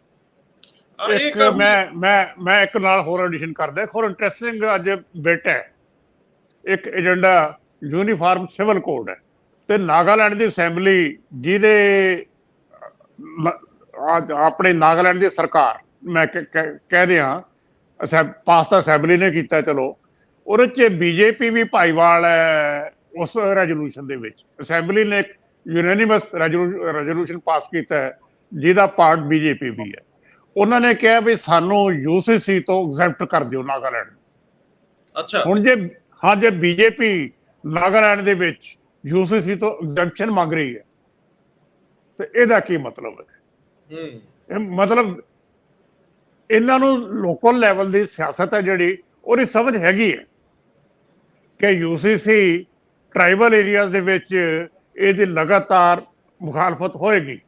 ਇਹ ਸਿਰਫ ਹਿੰਦੂ ਵੋਟ ਨੂੰ ਕੰਸੋਲੀਡੇਟ ਕਰਨ ਵਾਸਤੇ ਜੇ ਹਥਿਆਰ ਵਰਤਣਗੇ, ਤੇ ਟਰਾਈਬਲ ਮੁਸਲਮਾਨ ਨਹੀਂ ਹੈ, ਉਹ ਸਾਰੇ ਬੇਸਿਕਲੀ ਨਾਨ ਮੁਸਲਿਮ, ਤੇ ਤੁਸੀਂ ਉਹ ਹਿੰਦੂ ਨਹੀਂ ਕਹਿੰਦੇ ਆਪਣੇ ਆਪ ਨੂੰ, ਲੇਕਿਨ ਉਹ ਟਰਾਈਬਲ ਹੈਗੇ ਹੈ ਜੀ, ਤੇ ਉਹ ਇਹਦਾ ਵਿਰੋਧ ਕਰਦੇ ਹੋ। ਕਹਿੰਦੇ ਸਾਡੀ ਆਪਣੀ ਡਾਇਵਰਸਿਟੀ ਹੈ, ਸਾਡੀਆਂ ਆਪਣੀਆਂ ਕਸਰਤ ਹੈ। ਨਾਗਾਲੈਂਡ ਨੇ ਇਹੀ ਰੈਜ਼ੋਲੂਸ਼ਨ ਪਾਸ ਕੀਤਾ ਹੈ ਕਿ ਸਾਡਾ ਸਿਸਟਮ ਵੱਖਰਾ ਵੱਖਰਾ ਹੈ ਸਾਰਾ, ਔਰ ਉਹਦੇ 'ਚ ਬੀਜੇਪੀ ਭਾਈਵਾਲ ਆਵੇ, ਉਹਨੂੰ ਸਪੋਰਟ ਕਰੇ। ਇਹ ਆਪਣੇ ਆਪ ਦੇ ਵਿੱਚ ਜਿਹੜਾ ਹਿੰਦੂਤਵ ਏਜੰਡਾ ਲੈ ਕੇ ਚੱਲੇ ਹੈ ਉਹਦੇ ਵਾਸਤੇ ਇੱਕ ਅਲਾਰਮ ਹੈ ਇਹਨਾਂ ਵਾਸਤੇ। ਹਾਂ, ਇਹ ਆਪਾ ਵਿਰੋਧ ਵੀ ਆ। ਤੁਸੀਂ ਇੱਕ ਜਗ੍ਹਾ ਜਿੱਥੇ ਤੁਹਾਨੂੰ ਵਾਰਾ ਖਾ ਰਿਹਾ ਕਿ ਅਸੀਂ ਇਹਦੇ ਉਲਟ ਜਾਣਾ ਹੈ, ਉੱਥੇ ਤੁਸੀਂ ਐਗਜ਼ੈਂਪਟ ਹੋਣਾ ਮੰਗਦੇ ਹੋ। ਹੁਣ ਇਹੀ ਜੇ ਬਾਕੀ ਸਟੇਟਾਂ ਮੰਨ ਲਓ ਪੰਜਾਬ ਜਾਂ ਬਾਕੀ ਇਹੀ ਐਗਜ਼ੈਂਪਸ਼ਨ ਮੰਗਣਗੀਆਂ ਤਾਂ ਕੀ ਤੁਸੀਂ ਉਹਨਾਂ ਨੂੰ ਦਿਓਗੇ? ਇਹ ਸਵਾਲ ਵੀ ਹੈ। ਤਾਂ ਫਿਰ ਤੁਹਾਡਾ ਜਿਹੜਾ ਯੂਨੀਫਾਰਮ ਸਿਵਲ ਕੋਡ ਹੈ ਉਹ ਕਿੱਥੇ ਬਚਦਾ? ਫਿਰ ਜਿਵੇਂ ਹੈ ਜਿਸ ਤਰ੍ਹਾਂ ਹੈ ਵਨਸਵੰਤਾ ਉਹ ਚੱਲਦੀ ਰਹਿਣੀ ਚਾਹੀਦੀ ਹੈ। ਪਰ ਆਖਰ ਦੇ ਵਿੱਚ ਮੈਂ ਚਾਹੂੰਗਾ ਇੱਕ ਮਿੰਟ ਦੇ ਵਿੱਚ ਜੇ ਅਸੀਂ ਇਸ ਮਾਮਲੇ ਨੂੰ ਐਡਰੈਸ ਕਰ ਪਾਈਏ। ਬਲਜੀਤ ਬੱਲੀ ਚੰਡੀਗੜ੍ਹ ਦੇ ਘੇਰਿਆਂ ਦੇ ਵਿੱਚ ਜਰਨਲਿਸਟ ਨੇ, ਅੱਜ ਕੱਲ੍ਹ ਉਹ ਆਪਣੀ ਵੈਬਸਾਈਟ ਚਲਾਉਂਦੇ ਨੇ babushahi.com। ਉਹਨਾਂ ਨੇ ਇਹ ਜਿਹੜੀ ਟੂਰਿਜ਼ਮ ਸਮਿਟ ਹੈ ਉਹਦੇ ਵਿੱਚ ਸਿੱਧਾ ਸਵਾਲ ਉਠਾਤਾ ਕਿ ਜੇ ਨਰਿੰਦਰ ਮੋਦੀ ਦੂਜੇ ਰਾਸ਼ਟਰਾਂ ਦੇ ਮੁਖੀਆਂ ਦੇ ਸਾਹਮਣੇ ਹਿੰਦੀ 'ਚ ਬੋਲ ਸਕਦੇ ਤੇ ਇੱਥੇ ਪੰਜਾਬੀ ਨੂੰ ਕਿਉਂ ਤਲਾਂਜਲੀ ਦਿੱਤੀ ਜਾ ਰਹੀ ਹੈ, ਪੰਜਾਬੀ ਨੂੰ ਕਿਉਂ ਇਗਨੋਰ ਕੀਤਾ ਜਾ ਰਿਹਾ? ਤੁਸੀਂ ਸਾਰੇ ਹਿੰਦੀ ਅੰਗਰੇਜ਼ੀ 'ਚ ਬੋਲੀ ਜਾਂਦੇ ਹੋ, ਮੇਰੇ ਤੇ ਸਿਰ ਤੋਂ ਦੀ ਸਭ ਕੁਝ ਲੰਘਦਾ ਜਾਂਦਾ। ਕੱਲ ਸਰਦਾਰ ਹਰਮੀਤ ਸਿੰਘ ਔਰ ਤੁਸੀਂ ਉਠਾਇਆ ਸੀ, ਜਗਤਾਰ ਸਿੰਘ ਜੀ ਨਹੀਂ, ਅਸੀਂ ਕੱਲ ਉਠਾਇਆ ਸੀ। ਦੇਖੋ, ਅਸੀਂ ਕੱਲ ਇਹ ਮੁੱਦਾ ਉਠਾਇਆ ਸੀਗਾ, ਅਸੀਂ ਬਹੁਤ ਜ਼ੋਰਦਾਰ ਤਰੀਕੇ ਨਾਲ ਕੱਲ ਇਹ ਮੁੱਦਾ ਉਠਾਇਆ ਸੀ। ਇਹ ਜਿਸ ਢੰਗ ਨਾਲ ਇਹ ਹਿੰਦੀਕਰਨ ਕਰਦੇ ਹੈ ਪੋਲੀਟੀਸ਼ੀਅਨਸ, ਇਹਨਾਂ ਨੂੰ ਇਹ ਤੇ ਵਿਚਾਰ ਕਰਨੀ ਚਾਹੀਦੀ ਹੈ, ਇਹਨਾਂ ਨੂੰ ਪੰਜਾਬੀ 'ਚ ਗੱਲ ਕਰਨੀ ਚਾਹੀਦੀ ਹੈ। ਮੈਂ ਕੱਲ ਵੀ ਇਹ ਗੱਲ ਕੀਤੀ ਸੀਗੀ, ਇਹਨਾਂ ਨੂੰ ਇਨਫੀਰੀਅਰਿਟੀ ਕੰਪਲੈਕਸ ਨਹੀਂ ਹੋਣਾ ਚਾਹੀਦਾ ਪੰਜਾਬੀ 'ਚ ਗੱਲ ਕਰਨ। ਸਰਦਾਰ ਹਰਮੀਤ ਸਿੰਘ ਜੀ, ਅੱਜ ਬਹੁਤੇ ਉੱਥੇ ਅਫਸਰ ਸੀ, ਮੈਂ ਜੋ ਦੇਖਿਆ ਸੀਨ ਜਿਹੜਾ ਸੀ ਉਹ 'ਚ ਪੋਲੀਟਿਕਸ ਸੀਗੇ, ਔਰ ਇਹ ਮਾਮਲਾ ਜਦੋਂ ਉੱਠਿਆ ਉਦੋਂ ਬਹੁਤੀ ਬਿਊਰੋਕ੍ਰੇਸੀ ਸੀ ਉੱਥੇ, ਜਿਹੜੀ ਲਗਾਤਾਰ ਹਿੰਦੀ ਪੰਜਾਬੀ ਦੇ ਬਜਾਏ ਅੰਗਰੇਜ਼ੀ 'ਚ ਗੱਲ ਕਰਨਾ ਪਸੰਦ ਕਰਦੀ। ਉਹਦੇ 'ਚ ਜਿਹੜੇ ਪੋਲੀਟੀਕਲ ਸੈਸ਼ਨ ਸੀ ਉਹ ਖਤਮ ਹੋ ਗਿਆ ਸੀ ਪਹਿਲੇ ਦਿਨ ਉਸ ਪੱਧਰ ਦੇ ਉੱਤੇ। ਹੁਣ ਟੈਕਨੀਕਲ ਸੈਸ਼ਨ ਇਹਨਾਂ ਨੂੰ ਕਹਿੰਦੇ ਨੇ, ਕਿੱਥੇ ਕਿੱਥੇ ਕੀ ਸੰਭਾਵਨਾ ਨੇ, ਤੁਸੀਂ ਡਿਸਕਸ ਕਰੋ ਆਪਸ ਦੇ ਵਿੱਚ ਬੈਠ ਕੇ। ਇੱਕ ਲਿਮਟਿਡ ਸਰਕਲ ਹੁੰਦਾ ਉਹਦੇ ਵਿੱਚ ਸਾਰਾ। ਸਾਡੇ ਨਾਰਮਲੀ ਇੱਕ ਟ੍ਰੈਂਡ ਹੈ ਕਿ ਜਿਹੜੇ ਵੀ ਬੰਦੇ 'ਚ ਚੰਗੀ ਭਲੀ ਪੰਜਾਬੀ ਵੀ ਆਉਂਦੀ ਹੋਵੇ, ਉਹ ਵੀ ਜਿਹੜੇ ਟੈਕਨੀਕਲ ਸੈਸ਼ਨ ਹੁੰਦੇ ਨੇ, ਸੈਮੀਨਾਰ ਟਾਈਪ ਜਿਹੜੇ ਗੱਲਾਂ ਹੁੰਦੀਆਂ ਨੇ, ਉੱਥੇ ਜ਼ਿਆਦਾਤਰ ਅੰਗਰੇਜ਼ੀ ਬੋਲਦੇ ਨੇ, ਕੁਝ ਹਿੰਦੀ ਬੋਲਦੇ ਨੇ, ਜਿਹੜਾ ਫਿਰ ਉਸ ਲੈਵਲ ਦਾ ਨਹੀਂ ਹੋਊ। ਹਾਂ, ਉਹ ਬੰਦਾ ਜਿਹਨੂੰ ਪੰਜਾਬੀ ਭਾਸ਼ਾ ਨਹੀਂ ਆਉਂਦੀ, ਕਿਉਂਕਿ ਸਾਹਮਣੇ ਸਾਰੇ ਪੰਜਾਬੀ ਨੇ, ਪੰਜਾਬ ਬਾਰੇ ਗੱਲ ਕਰਨੀ ਹੈ, ਉਹਨੂੰ ਅਲਾਓ ਹੋਣਾ ਹੀ ਚਾਹੀਦਾ ਕਿ ਉਹ ਜਿਹੜੀ ਭਾਸ਼ਾ ਚਾਹੇ ਉਹ ਅੰਗਰੇਜ਼ੀ ਬੋਲਣਾ ਚਾਹੁੰਦਾ ਅੰਗਰੇਜ਼ੀ ਬਾਹਰੋਂ ਆ ਕੇ ਬੋਲ ਸਕਦਾ, ਕਿਉਂਕਿ ਉਹਨੂੰ ਨਹੀਂ ਆਉਂਦੀ। ਉਹ ਹਿੰਦੀ ਬੋਲਣਾ ਚਾਹੁੰਦਾ ਹਿੰਦੀ ਬੋਲ। ਪਰ ਪੰਜਾਬੀ ਅਫਸਰ ਤੇ ਪੰਜਾਬੀ ਟੈਕਨੀਕਲ ਐਕਸਪਰਟ ਜਿਹੜੇ ਨੇ, ਜਿਹੜੇ ਪੰਜਾਬ ਦੀ ਮਿੱਟੀ ਚੋਂ ਪੈਦਾ ਹੋਏ, ਪੰਜਾਬੀ ਜਾਣਦੇ ਨੇ ਚੰਗੀ ਭਲੀ, ਬਾਕੀ ਦੀਆਂ ਚੀਜ਼ਾਂ ਨੇ, ਉਹਦੇ 'ਚ ਇੱਕ ਤਕਲੀਫ ਹੁੰਦੀ ਹੈ ਮੈਨੂੰ ਲੱਗਦਾ, ਜਿਨ੍ਹਾਂ ਨੇ ਸਾਰਾ ਪੜ੍ਹਾਈ ਲਿਖਾਈ ਅੰਗਰੇਜ਼ੀ ਮੀਡੀਅਮ 'ਚ ਕੀਤੀ ਹੈ, ਵੱਖ-ਵੱਖ ਥਾਵਾਂ ਤੇ ਨੇ, ਉਹਨੂੰ ਥੋੜਾ ਨਾ ਪੰਜਾਬੀ ਚ ਬੋਲਣ ਲਈ ਇੱਕ ਸਟ੍ਰੀਮਲਾਈਨਿੰਗ ਕਰਨ ਵਾਸਤੇ ਮਿਹਨਤ ਕਰਕੇ ਆਉਣਾ ਪਊਗਾ। ਫਿਰ ਜਿਹੜੇ ਵੀ ਸੈਮੀਨਾਰਾਂ ਚੋਂ ਜਾਂਦੇ ਨੇ, ਅੰਗਰੇਜ਼ੀ ਕੱਟ ਪੇਸਟ ਨਾਲ ਵੀ ਚੱਲਦੀਆਂ ਨੇ, ਕਿਤੇ ਵੀ ਦੁਨੀਆ ਦਾ ਪੜ੍ਹ ਲਓ, ਇੱਥੋਂ ਕੱਟੋ ਇੱਥੇ ਲੱਕੋ ਇੱਥੋਂ ਰੱਖੇ, ਉਹ ਬਕਾਇਦਾ ਪ੍ਰੈਜੈਂਟੇਸ਼ਨ ਬਣੀ ਤੇ ਉਹਨੂੰ ਪੜ੍ਹ ਕੇ ਬੋਲੀਆਂ ਜਾ ਸਕਦੀਆਂ ਨੇ। ਅੱਜ ਕੱਲ੍ਹ ਇਹ ਕਾਫੀ ਆਸਾਨ ਕੰਮ ਹੈ। ਔਰ ਹੋਮਵਰਕ ਕਰਨਾ, ਜਿਹੜਾ ਜਿਵੇਂ ਆਪਾਂ ਕਹਿੰਦੇ ਨਾ ਕੋਈ MLA MP ਵੀ ਜਦੋਂ ਵਿਧਾਨ ਸਭਾ ਜਾਂ ਲੋਕ ਸਭਾ ਜਾਂਦਾ ਹੈ, ਉਹ ਆਪਣੇ ਨੋਟਿਸ ਤਿਆਰ ਕਰਕੇ ਲਿਜਾਵੇ। ਇਸੇ ਕਰਕੇ ਉਹ ਇਹ ਕਹਿੰਦੇ ਨੇ ਵੀ ਟੈਕਨੀਕਲ ਬਹੁਤ ਸਾਰੇ ਸ਼ਬਦ ਇਹੋ ਜਿਹੇ ਨੇ ਜਿਨ੍ਹਾਂ ਦੀ ਸਾਨੂੰ ਪੰਜਾਬੀ ਨਹੀਂ ਉਹਦੇ ਚ ਕਈ ਵਾਰ ਮੌਕੇ ਤੇ ਔੜਦੀ। ਉਹ ਔੜਨ ਕਿਵੇਂ ਲੱਗੂਗੀ? ਉਦੋਂ ਜਦੋਂ ਤੁਸੀਂ ਇਸ ਪਾਸੇ ਚੱਲੋਗੇ ਕਿ ਭਾਈ ਮੈਂ ਪਹਿਲਾਂ ਜਾਣਾ ਉੱਥੇ ਲੈਕਚਰ ਦੇਣ ਤੇ ਮੈਂ ਪੰਜਾਬੀ ਚ ਬੋਲਣਾ, ਮੇਰੀ ਕਮਿਟਮੈਂਟ ਹੈ, ਮੈਂ ਉਹ ਸ਼ਬਦ ਪਹਿਲਾਂ ਦੇਖ ਕੇ ਜਾਵਾਂ ਜਾਂ ਕਿਸੇ ਨਾਲ ਸਲਾਹ ਕਰਕੇ ਜਾਂ ਜਿਸ ਲੈਵਲ ਦੀਆਂ ਚੀਜ਼ਾਂ ਨੇ, ਤਾਂ ਉਧਰ ਨੂੰ ਤੁਰ ਸਕਦੀਆਂ ਨੇ ਉਹ ਗੱਲਾਂ। ਨਹੀਂ ਤਾਂ ਉਹ ਨਹੀਂ ਤੁਰਨਗੀਆਂ, ਨਹੀਂ ਫਿਰ ਉਹ ਆਸਾਨ ਕੰਮ ਹੁੰਦਾ ਤੇ ਉਵੇਂ ਗੱਲ ਚੱਲ ਜਾਂਦੀ। ਬਹੁਤ ਮਿਹਰਬਾਨੀ, ਬਹੁਤ ਧੰਨਵਾਦ। Thank you. ਸ਼ੁਕਰੀਆ ਜੀ।